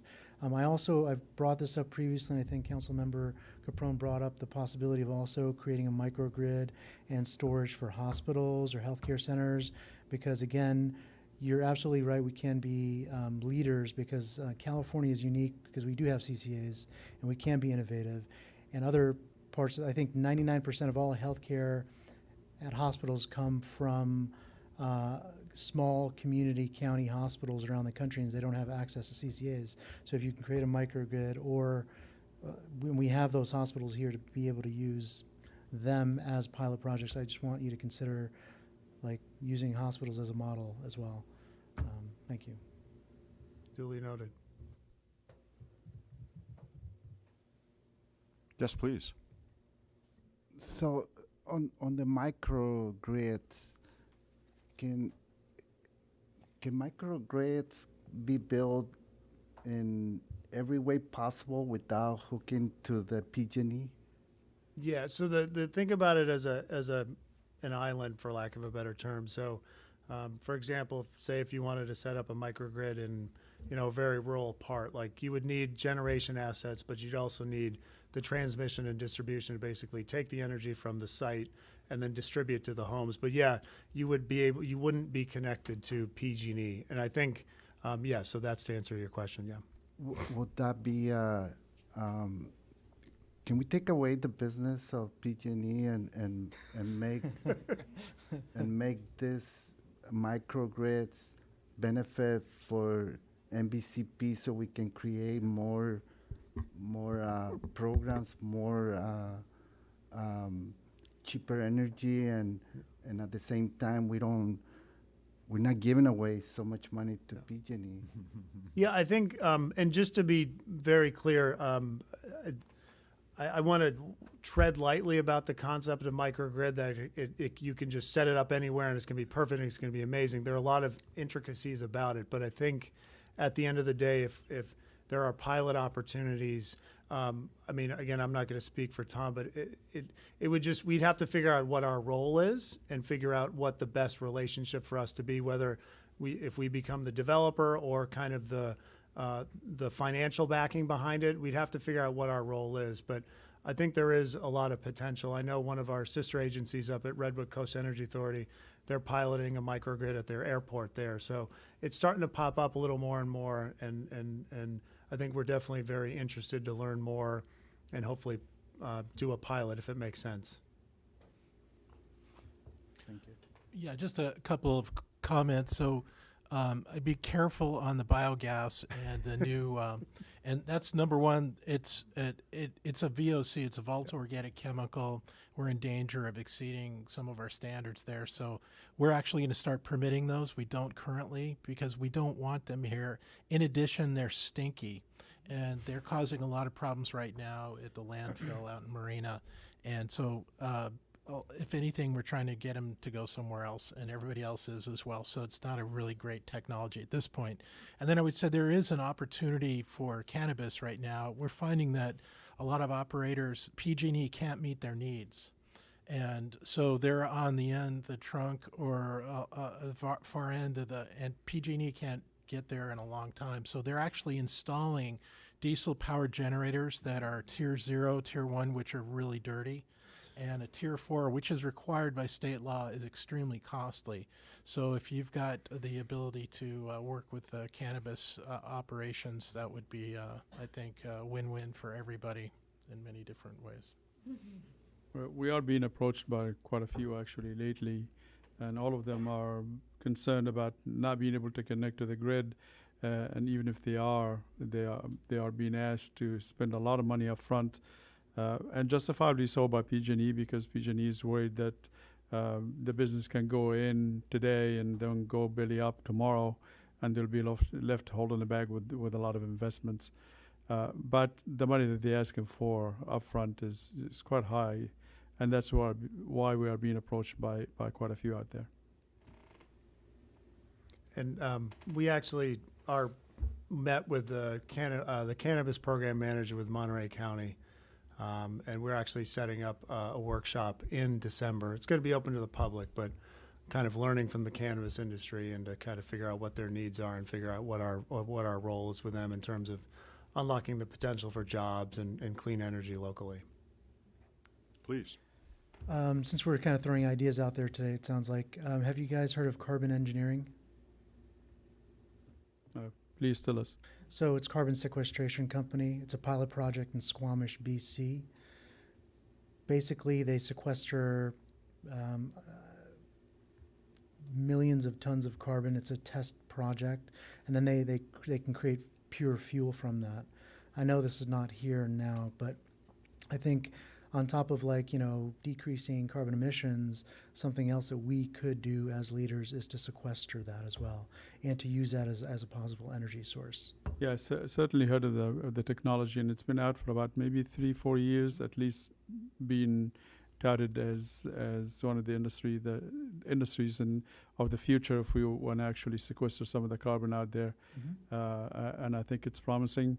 And one of the things that certainly we would like to help in evaluation of it, as well as perhaps the R&D expense that goes with it. Couple more things. So Councilmember Stedman beat me to the question of what are the powers, the leverages of power with regards to the PCIA, and obviously legislation is one of them. I would like to make a motion that since MBCP is working with CCA to create legislation, that you have it by a certain time for us to be able to view the legislation. This is a discussion. You need to. Oh, sorry. Discussion Okay. item only. Okay.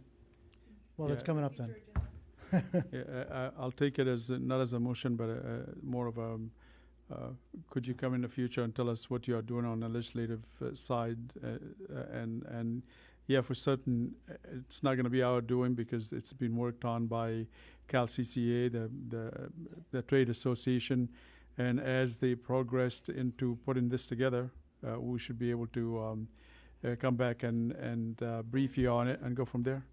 So, Dr. Bueno, I can tell you just participating in CPUC processes is very expensive, as I'm sure now Monterey Bay and CalCCA realize. Legislative efforts will also be very expensive, and so it'll be a difficult decision that all the CCAs will have to make together. But I think it's probably the right one.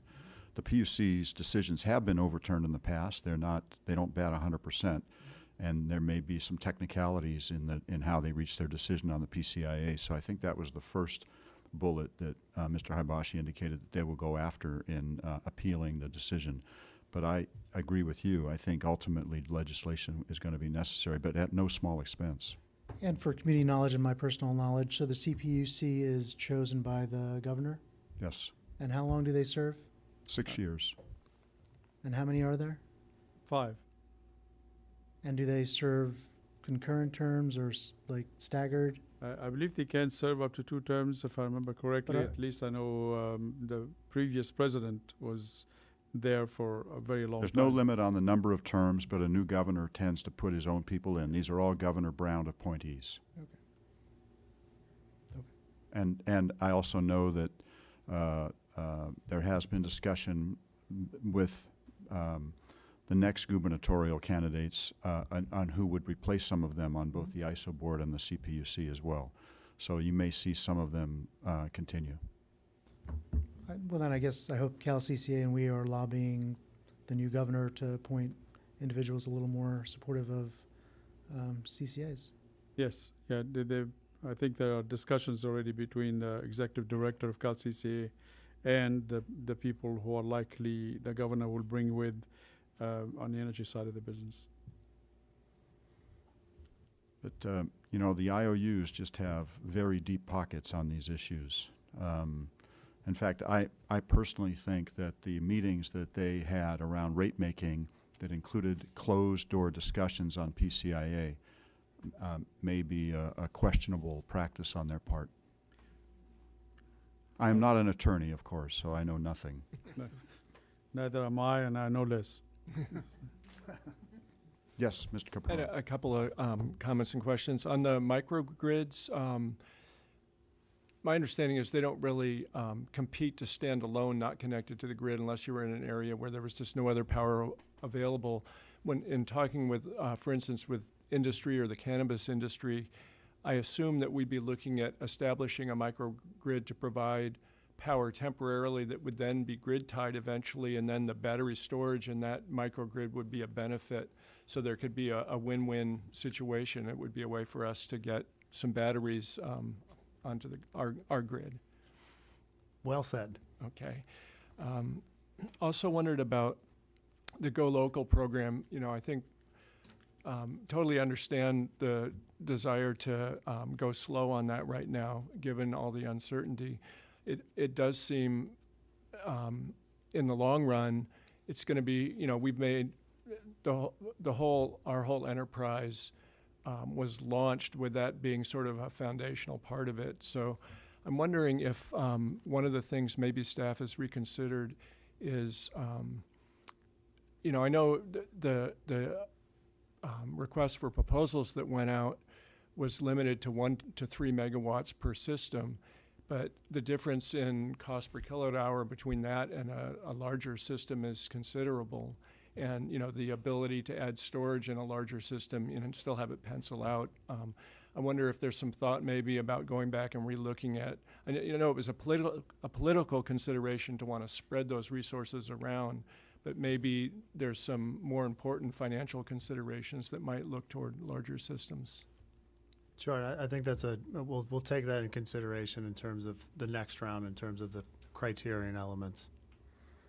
There's a 150 megawatt system actually that's right here in Monterey County, and it's been offered to us as a contract that we can take over from Pacific Gas and Electric, provided that we have the right terms. So if going local is what we're after, we can actually go local with a much larger system, and it will be in Monterey, and it will be at a price that will be very competitive with the wholesale prices today for solar.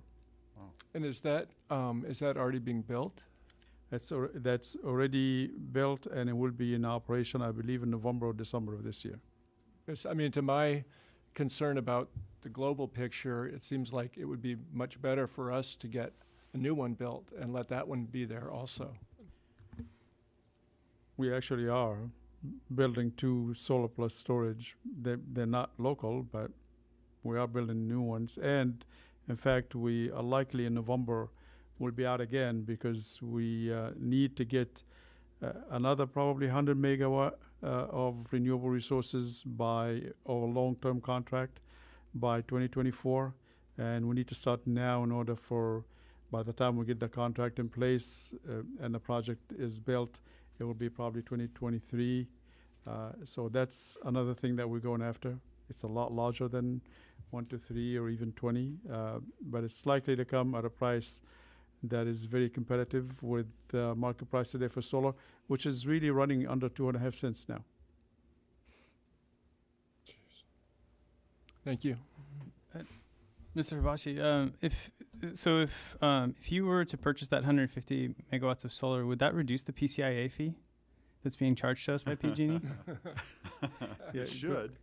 Does it have that? Is it that direct effect that if you can show that you're not affecting their No, actually, contracts? we wouldn't be buying it at the price that PG&E paid for it. Yeah, so PG&E, and I'm just throwing a number because I don't know what the correct number is. Let's just say that they paid 7.5 cents a kilowatt hour for it. If we would take it for them, they will assign that project to us, and let's say we'll give them 2.5 cents a kilowatt hour. What will happen is we will give the contractor 7.5 cents. PG&E will refund us 5 cents. But what effect does that have on the PCIA? Any effect at all, or no? It will actually correctly quantify the PCIA associated with this resource specifically. Right now, they just have to come up with an estimate of what that resource value is. If they were to give it to us at 2.5 cents, again, fictitious number, then they now know exactly what the value of that resource is, and they can have a number going into the PCIA that will be known and knowable. So it almost seems, to me, it would be in our best interest to go after that project. Lots of devil in the details. It took us about 10 months to negotiate the solar plus storage, and those were brand new projects. One of the things that we obviously very concerned about is what if we take that assignment and PG&E follows up on their promise that they've been making in the last several months of going bankrupt, and now we're going to be holding it back with a 7.5 cents a kilowatt project and not getting anything back from PG&E. So once we work out some of these details, and it does take a little time, especially with Pacific Gas and Electric, they really take a lot of time to make up their mind when they negotiate anything. And do you have any idea, Tom, what the, if we were to go out and have a project of that size built on the market today, do you have any guess as to sort of the range that the kilowatt cost would be, kilowatt hour cost? Yeah, for certain. And it would be, if it's not in the neighborhood, but if it's outside of our counties, pretty much in Fresno or Kern or Kings County or Riverside. Pretty much the prices are coming in just for solar, coming in at a 2.5 or less cents per kilowatt hour, and that's flat price for the next 15 years probably. And the project that's here in Monterey County, does that include any storage? No. And if we were to build that project today in Monterey County, do you have any idea? I mean, in a remote part of Monterey, or not Monterey County necessarily, in our service area, do you have any idea what the cost per kilowatt hour would be? I don't. I wish I could tell you, because when we went out with an RFO for the projects that we just signed up for, we got 7,000 megawatt from all over California, and we only got 20 megawatt here in Monterey being offered. We did not get anything at all that larger than that. And I think the people that offered the 20 megawatt were just sweetening another offer that they made for another 150 megawatt solar project outside of the 3 counties. I would probably venture a guess of maybe 4 cents plus per kilowatt hour. I could be wrong, but I wish somebody on the inside would make an offer for us that would be competitive with what we can get elsewhere nowadays. So why, if it would cost that much for a new project, why would they sell the power from this existing project for such a steep discount? Because that's where the market is at. I'm not looking for specifically at a Monterey kilowatt hours. I'm just looking for renewable project that will give me whatever energy that I need. Thank you. What is the average price per kilowatt hour for wind now? It depends on where it's at. It could be, the range is anywhere between, I would say, 3.5 to maybe 5 cents per kilowatt hour.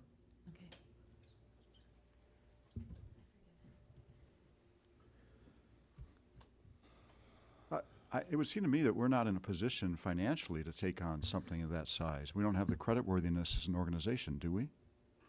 Well, we apparently had the creditworthiness to get the 3 projects that we signed up for, which is the one project, and all of them are new projects that will be developed. We do need another 100 megawatts. So nowadays, by the way, we do have a little bit of money saved. And that probably will give us, I would say by the end of next year, we should have enough to maybe go out and seek credit rating. So I don't mean to close comment or questions at this point. Are you holding off on the last slide for a reason? No, Okay. I was just going back. So I wanted to make sure Somebody that asked. the council saw that that the staff is postponing investment in Go Local at this time. So I want to make sure you all understood that was the recommendation, correct? Yes. Mr. Osmer. Yeah, I did have a question about the cannabis microgrid idea. Has the Air District actually quantified what the impact of the production is on air quality? With the diesels? I mean, most of that's going to go up in smoke, right? Actually, Finally, a joke. actually, Hey. I don't want to get too far into the weeds, Hey! but there is actually a price to pay for growing cannabis from Velta Organic Chemical standpoint. It does off-gas that, and also it's one of our main problems with odors. We get a lot of complaints, and we're looking at regulating cannabis growing operations now as a commodity, not as a agricultural product. We do regulate when they make and extract oil from cannabis leaves, but it's the Wild West right now. So there's a lot of things going on in the cannabis world, and so stay tuned for that. But the diesel generators are pretty egregious, and so we would like to stop that from happening if we can do that anyway. A lot of people I know think it improves air quality, actually. The growing of cannabis? Smoking it. Oh, Yeah. I'm sure it can give that perception. It It gives a lot of desirable and undesirable perceptions. Okay, well, I'll certainly open it up to public comment, but I can certainly understand why the staff is making this decision, or at least a recommendation at this time, given the uncertainty of the PCIA. And I think what I've sensed from the council this evening, and correct me if I'm wrong, council members, is the importance of maintaining our brand as an organization and winning the hearts and minds. I can tell you the investor-owned utilities have unlimited resources to win over hearts and minds, and they do it with advertising, all the image efforts.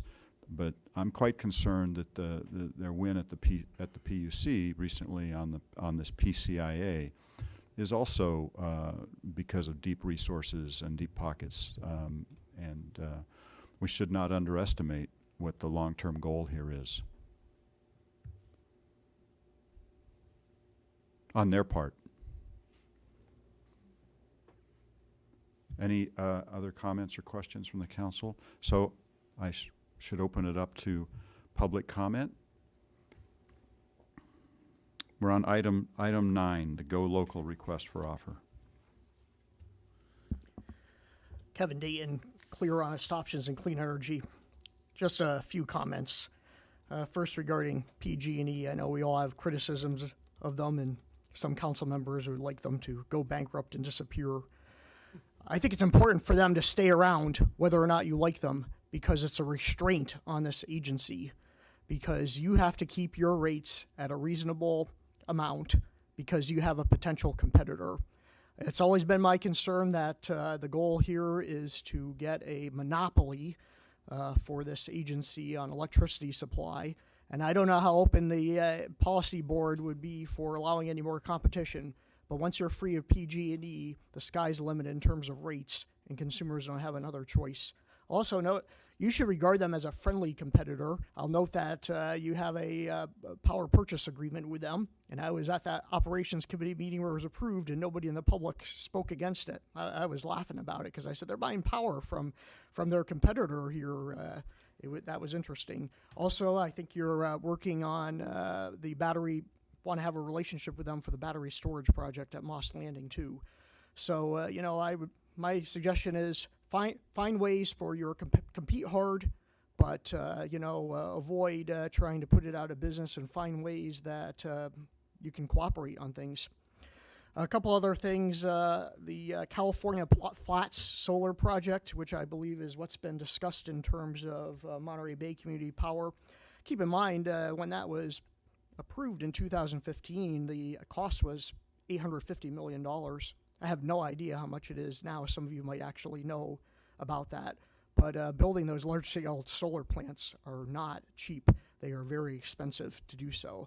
So keep in mind, you're going to, if you want to do big, large-scale utility solar instead of the little projects like Go Local RFO, you might find it's way out of your reach. So think about that as you go along. Regarding microgrids, last night the Berkeley City Council received a report on the Berkeley Energy Assurance Transformation Project, which is an investigation having a microgrid connect multiple city facilities when the main grid is disrupted. And that might be something worth looking at. I will email you the report that I extracted, because it's always my dream that one day we'll be able to just be all independent and free of public utilities. That's a long-term vision. Regarding the cannabis, I think it'd be good for them to have microgrids. I've always been concerned that the public power agencies could be used as a tool to manipulate electricity consumption, control land use. I think it would be in the interest of the cannabis industry, which I don't have any relationship with, to do their best to make sure that in the future they're somewhat independent of the public power agency. You are run by politicians who may in the future say, I'm going to do something to take this industry down.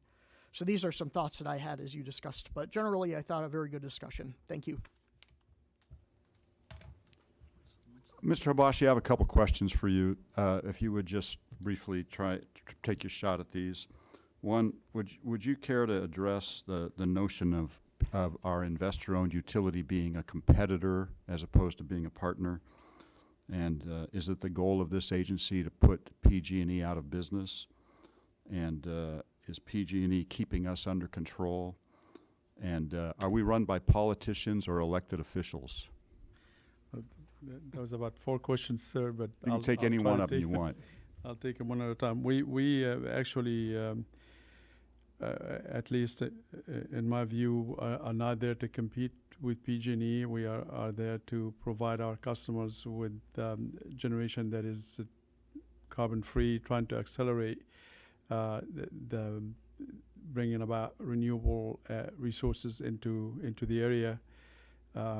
We are actually partners with PG&E on many fronts, the least of which is the data management side.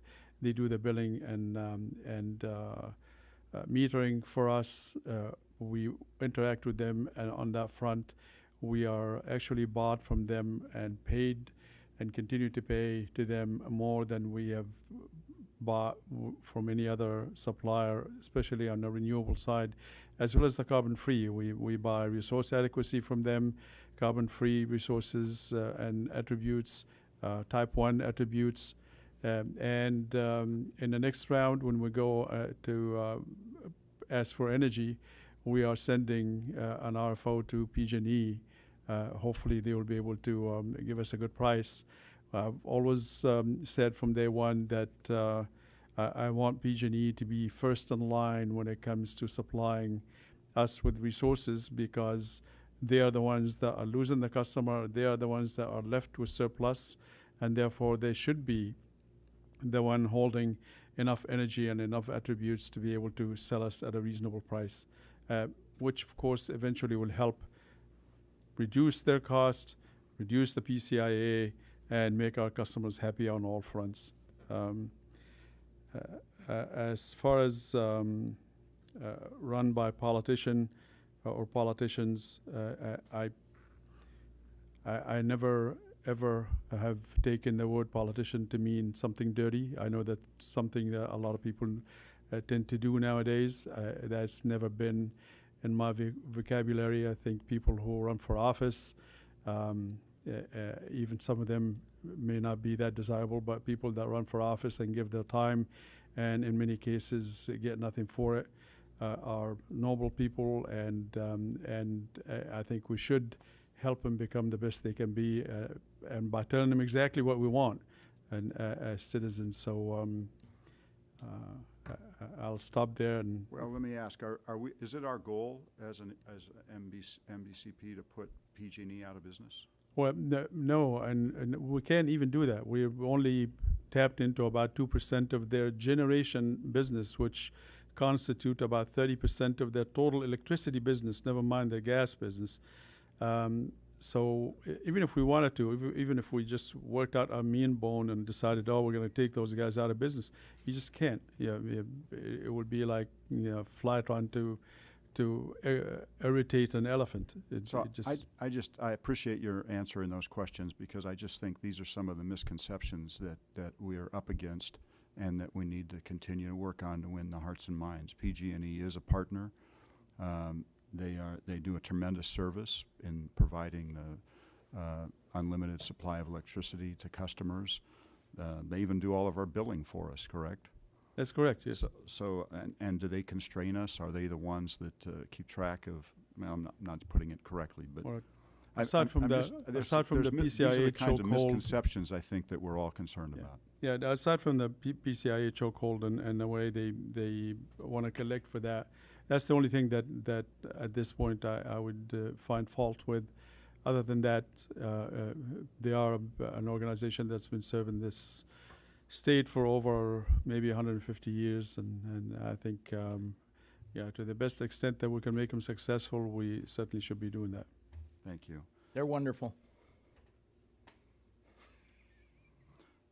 Any other public comments on item 9? Okay, seeing none, council members, we'll move on to item 10, update on MBCP programs, a discussion item. Mr. Habashi, you want to introduce? As I promised in the last meeting, Almost every month, we're going to come back and talk about where we are on the programs, and Beth has been sitting back there patiently waiting to do that. Every month? Good evening, Council. If you'll recall, last month we had a really good programs discussion. Now my role, after receiving your support, is to start really refining the programs and start marching towards launch, especially in particular with the EV incentive program as well as the Cal EVIP program. So what I'd like to do is provide updates around those two programs tonight.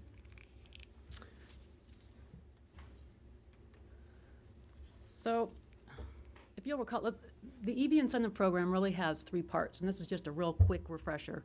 If you'll recall, the first part was staff would negotiate with dealers a bulk, or sometimes called a volume discount, off the manufacturer's suggested retail price.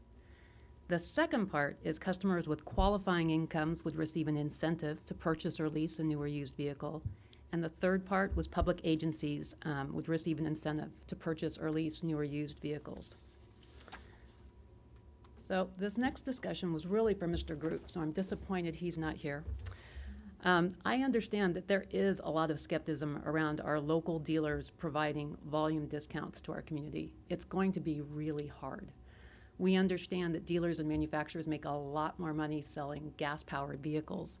When you look at the impact that EVs could potentially have to their margins on their service department, the expense to even sell an EV is extraordinary for dealers in particular.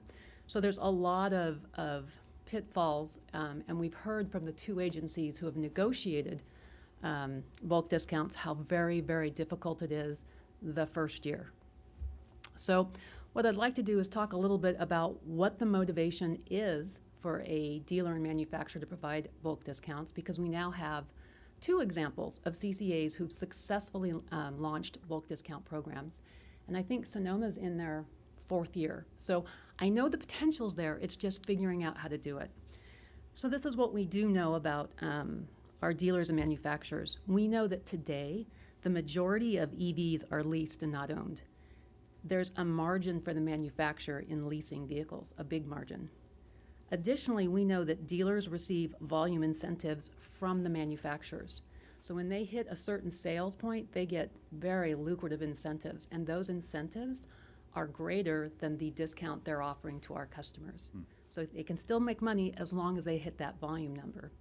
And to give you an example of what some of Sonoma's dealers experienced, on average, Sonoma Clean Power dealers' EV sales were 5 times higher during the promotion period. So it works, and that's why those dealers in the Sonoma program in particular keep coming back, because it's profitable for them. Additionally, we know that the marketing and outreach that the agency would provide is significant for the dealer in particular. It drives awareness, interest, and lots of foot traffic. Plus, when a CCA puts the name of a dealer on their marketing, the CCA is connected to our local jurisdictions, so it provides a level of credibility not just for the programs, but for the dealers, and they like that. The dealers also love that the agencies manage all of the promotion logistics as well as all of the customer support. It's very professional, it's well run, and they have a hands-off approach, so they don't have to deal with the details. And finally, one of our biggest roles is to provide EV education for our community. And that collateral material will be at the dealerships, and the dealers actually use that as part of their sales process. So overall, there is a lot of value for our dealers and manufacturers. That's not to say that it's going to be very, very difficult. Again, both Sonoma and Peninsula emphasized how hard it was for the first year. I think the first year Sonoma had 1 dealer. Again, I think they're on their 4th year, and now they have 5. So it takes time. All of the dealers who started keep repeating, so we know it's a good thing. So my point is, it's going to be hard, but I really think it's worth the effort. So that's what I'm focusing on right now for the EV incentive program.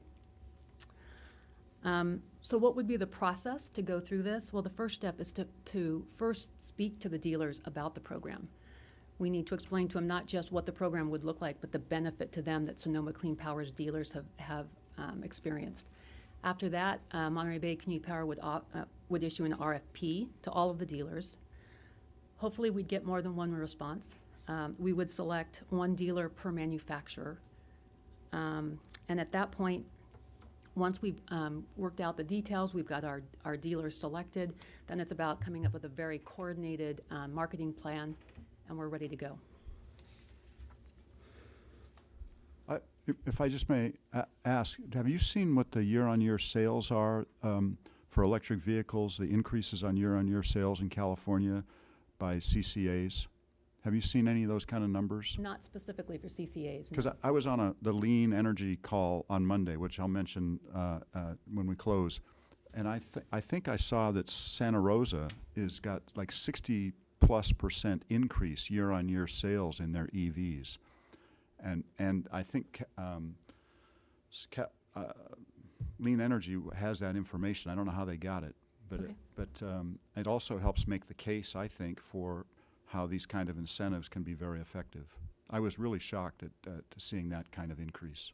Yeah, thank you for that. Was it a percentage or was it a number? Do you remember? I thought I remembered 61%, but I didn't. Usually I capture the slides so I can see, have them afterwards, but I just failed to get that one. No, I appreciate that.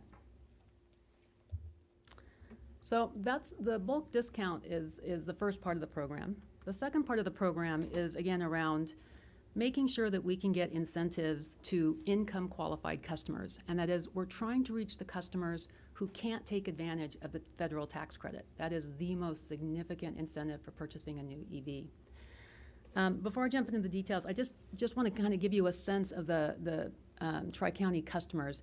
If you look at those first two columns, what you'll notice is the residential service accounts, and think of service accounts as households. Think of those households. These residential customers make up the majority of our accounts. Then when you skip down and you look at CARE and FARA, that makes up 25% of the residential accounts. CARE and FARA are programs that provide discounts to those income qualified customers. They're, to give you a sense of income, for a household of two, the combined income for that household is limited to $33,000. So it's a very low bar that you have to meet in order to qualify for CARE and FARA. These CARE and FARA customers are easy for us to track, and typically when CCAs do programs to address low income, these are the folks that they reach out to. They can track them in their database, and it's easy. Given the income restrictions, it's hard to imagine that any of these families could purchase an EV. But I would like to point out that 10% of Sonoma's new EV sales went to their CARE and FARA customers. The other thing I'd like to point out is there's a significant percentage of our population that makes too much to qualify for CARE and FARA. Again, it's a very low income bar. They make too much to qualify, but because their income's too high, but they also can't take advantage of the tax credit because their income's so low. We can reach this group through a new income qualified program that has a higher income threshold than CARE and FARA programs. It's called the Clean Vehicle Assistant Program, or CVAP. It targets low-income communities, it provides EV incentives, and it provides low financing if you qualify for their program. Peninsula Clean Energy has decided, rather than just using their CARE and FARA to identify low income, they'll be using CVAP as a way to qualify their low-income customers. What I'd suggest is Monterey Bay Community Power can use both the CVAP program and the CARE and FARA programs to identify our low-income customers. The largest incentive would go to the CARE and FARA customers, and a smaller incentive could go to those customers that only qualify for the Clean Vehicle Assistance Program, or CVAP. I also wanted to raise another point, and this is more kind of in the future, how do we identify and really reach our low-income community? The CEC and the CPUC use a tool called CalEnviroScreen. I know many of you are familiar with that. I won't go into a lot of the detail. It's a fabulous mapping program that really looks at 20 different variables on socioeconomic, environmental, health, and it evaluates the entire state. What I would like to share with you that really struck with me is that When I focus on our community, just our Tri-County community's poverty level, and I compare that to the state, 37% of our community falls within the top 25% of the state. That's significant. So my point is that we will continue to work towards identifying and addressing the various levels of poverty and ensuring that we really know how best to meet and address their unique needs.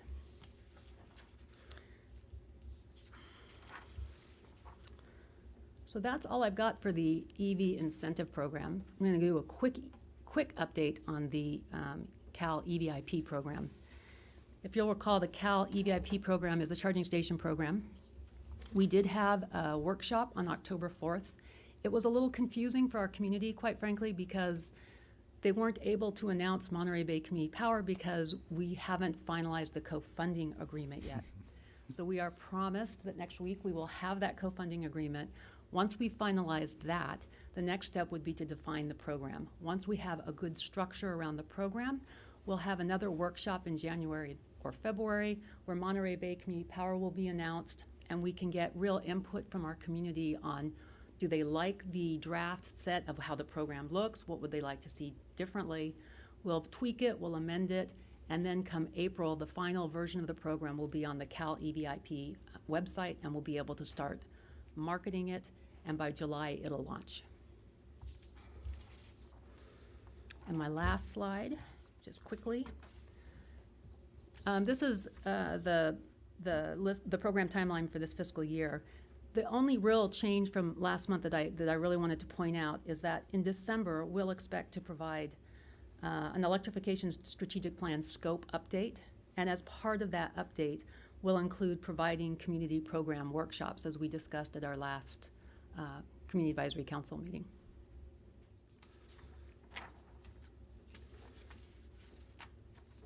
And that's all I have. Are there any questions? So if I may just Sure, go ahead. to allow time to formulate questions, just a couple of quick ones come to mind.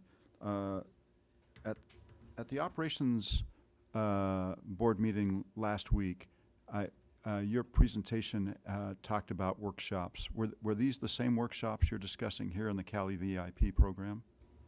Or is that something else? Different. Okay. The CEC will be... Off topic, is it not? Oh, no, it's Go ahead. completely relevant. I understand the confusion. CEC, as part of their Cal EVI program, sponsors workshops that are really an opportunity to share the program, build awareness, get excitement in the community. And that's specific to the Cal EVIP program. Separately from that, last month at the Community Advisory Council meeting, it was raised that there would be value in having community program workshops.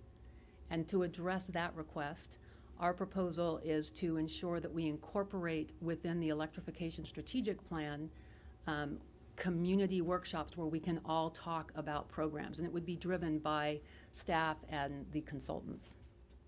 Would we be in attendance at that? I hope so.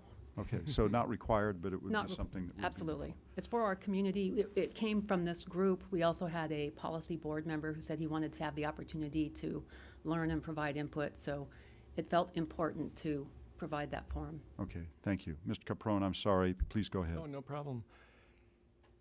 So is the cost of the vehicle program, is that mostly staff and public advertising? The EV incentive program? Mm-hmm. There's two pieces. The bulk volume discount, that's all staff. That would not, at this point, we're trying to do it in a way that there is no cost to Monterey Bay Community Power short of staff time. I mean, maybe I misunderstood, but it sounded like you were describing a certain amount of staff hand-holding to get customers into that program. Is that part of what you're envisioning? There will be a lot of marketing around all of the programs. For the EV incentive program, again, there's three different parts. For this first part, for working with the dealers and getting volume discounts, we'll be doing lots of marketing to drive the program, and a lot of that will be driving them to those dealers to purchase those EVs. And are you envisioning vehicle incentives only for lower income individuals so that people who are able to take advantage of the federal tax credit and all the state incentives wouldn't need additional help, or are you thinking that there'd also be a component for, more middle-class car buyers? I think what we need to do is do the negotiations with the dealers first to understand what they're willing to offer. And if it looks like the community is still well above what they could get through the CARB discount, the PG&E discount, and the tax credit, then we need to go back and reevaluate. At this point, if we base our assumptions on what Sonoma was able to negotiate, those community members that can take advantage of the tax credit as well as get a significant bulk discount could get pretty close to the cost of an entry-level gas-powered car. That's the goal. A quick question with regarding funding, and I would guess, it would seem to me that the Cali VBIP program would not be affected because of your cost-sharing obligations. I should back up a little bit. In the event the PCIA costs are determined to be pretty significant and there has to be budgetary changes and stuff, would either of these programs be affected? And that's just a yes or no. I don't think you could answer to what extent, but would they be affected? I don't believe so, because we have, we're not spending all the way up to the budget. So if budget dollars were cut back because of the PCIA, I think these programs are still safe. Yeah, I think we have a lot of leeway. I think we have about $3 million from this year's program that's going to move to next year. So next year we have about $8 million. And Beth promised that she's not going to spend hardly $2 million because we don't have the capacity to do any more than that for next year. Right. So no matter how far the impact of the PCIA will be, we are not likely to see this program impacted in any way. So any other next steps you want to tell us about other than the workshops coming up on these issues? No, it was really more of an update of the work that's going on behind both the EV incentive program, working with the dealers, further refining the program, and then the Cali VIP. That's it. I have a couple questions. One regarding the incentive program.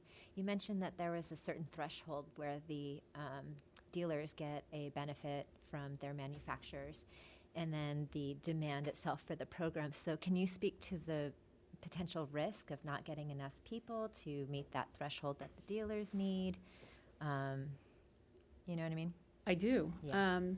Since we don't know what the dealers' thresholds are, what their volume requirements are, I think what would happen is they wouldn't offer the discounts to our community. I think that's what we would see. Okay. But I don't know how quickly that would happen. Sonoma's never had the issue. And I suppose as we're negotiating it, it's a good point. We should raise list the minimum discounts based on volume. So I'll give that some thought. Thank you. And then the other question that I have is about the consultant you guys were hiring, the other program that was coming up. That one's kind of interest to me and the people that I've been talking to, because they want to understand how much energy they're using and how much they could be saving if they move over to electric, especially like my water providers and folks like that. So we were wondering if that was part of the consultant's work, is doing an energy profile of all the energy users and determining where efficiencies can be made. I understand. The goal of the electrification strategic plan was really to look at all of the different program offerings, whether it's storage, heat pump water heaters, a myriad of different options, demand response programs, and figuring out where our customers would get the most benefit, what would get us closer to community preparedness. It was much more of a higher global perspective rather than an individual tool. Yeah. Is that something that you're considering potentially in the future to help our customers be more efficient in their usage and maybe even incentivize them over to electric so we benefit in multiple ways? Yes. I'm probably not the right person to speak to this, but there is discussion around working towards a customer portal that would allow them to do all kinds of analyses.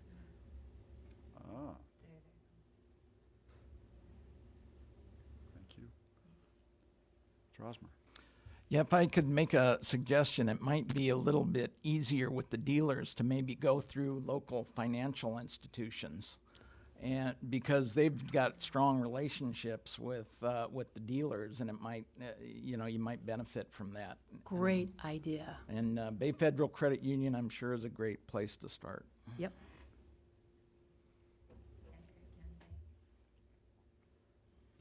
You just need to find one per county. Thank you, great idea.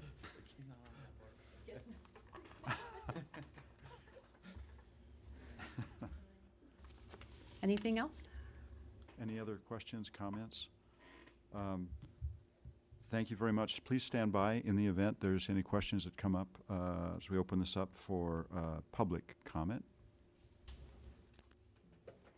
Item 10, update on the MBCP programs. Kevin Dayton, Clear Honest Options and Clean Energy. Good memory about the 61% for Santa Rosa. I did pull up the San Francisco Chronicle article from May about this. And Santa Rosa was number one in the percent increase from 2016 to 2017, 61%. Berkeley second with 54%, and Oakland third with 52%. But let me read you the top ones here, and you'll see that they all have something in common. Santa Rosa, Berkeley, Oakland, San Francisco, Sunnyvale, Palo Alto, Santa Clara, Pleasanton, Mountain View, Fremont, San Jose, San Mateo, Cupertino, Redwood City, San Ramon, Los Altos, and Menlo Park. Those are the top ones for the entire state in terms of increased percentages. So basically, wealthy towns most are related in one way or another to Silicon Valley. I see in the article from 2016 to 2017, the percentage overall for the state went up 29%, but there are still total in the state less than 400,000, less than 10% of the 2030 goal. And the Bay Area had 26 among the 30 cities in the state that had 10% of new cars being electric vehicles. So I think that the implications for this is when you start up this program, you're going to be seeing a lot of peninsula EVs. And the question is, how are you going to get people in the Salinas Valley to have these as well? And maybe you should check with Sonoma Clean Power, who they take full credit, by the way, for the 61%. Or I should say, and see what they are trying to do to get some of their poorer communities to get into the EVs, because it's very obvious this is a small demographic that is buying these cars. But if you want to achieve greenhouse gas reduction through transportation, this is the way to go. Thank you. Thank you for the comment. Anyone else from the public wish to comment? Yeah, Beth, you may want to talk to district staff. We've actually mapped all the purchases of electric vehicles that have been run through our incentive program over the past several years. So we have a hotspots map showing where people live and where they've purchased the vehicles as well. And it's a great tool. Yeah, it's a great Alan tool. and David have shared it.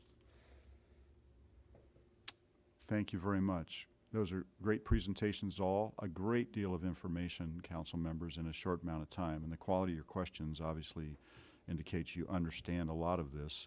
But I got to tell you, there's a lot there to digest. But thank you very much to the staff on those presentations. I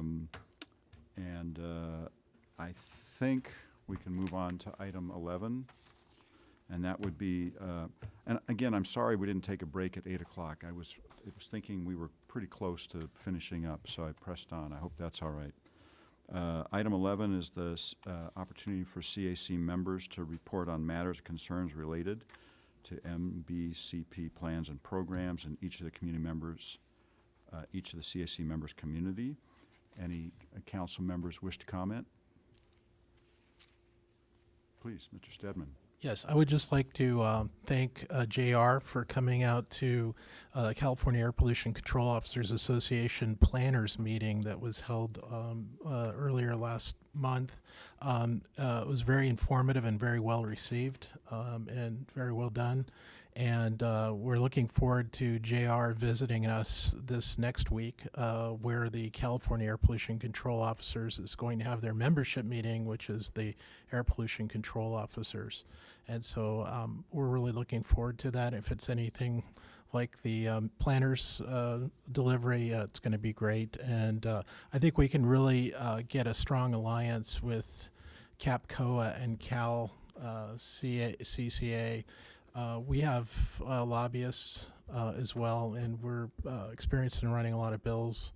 And so if there's something that's a mutual interest and beneficial to both entities, then we certainly would love to work with you. Excellent. Good suggestion. I'd also like to let the council members aware of, it dawned on me, I participate in these monthly webinars. They're basically just 1-hour calls put on by Lean.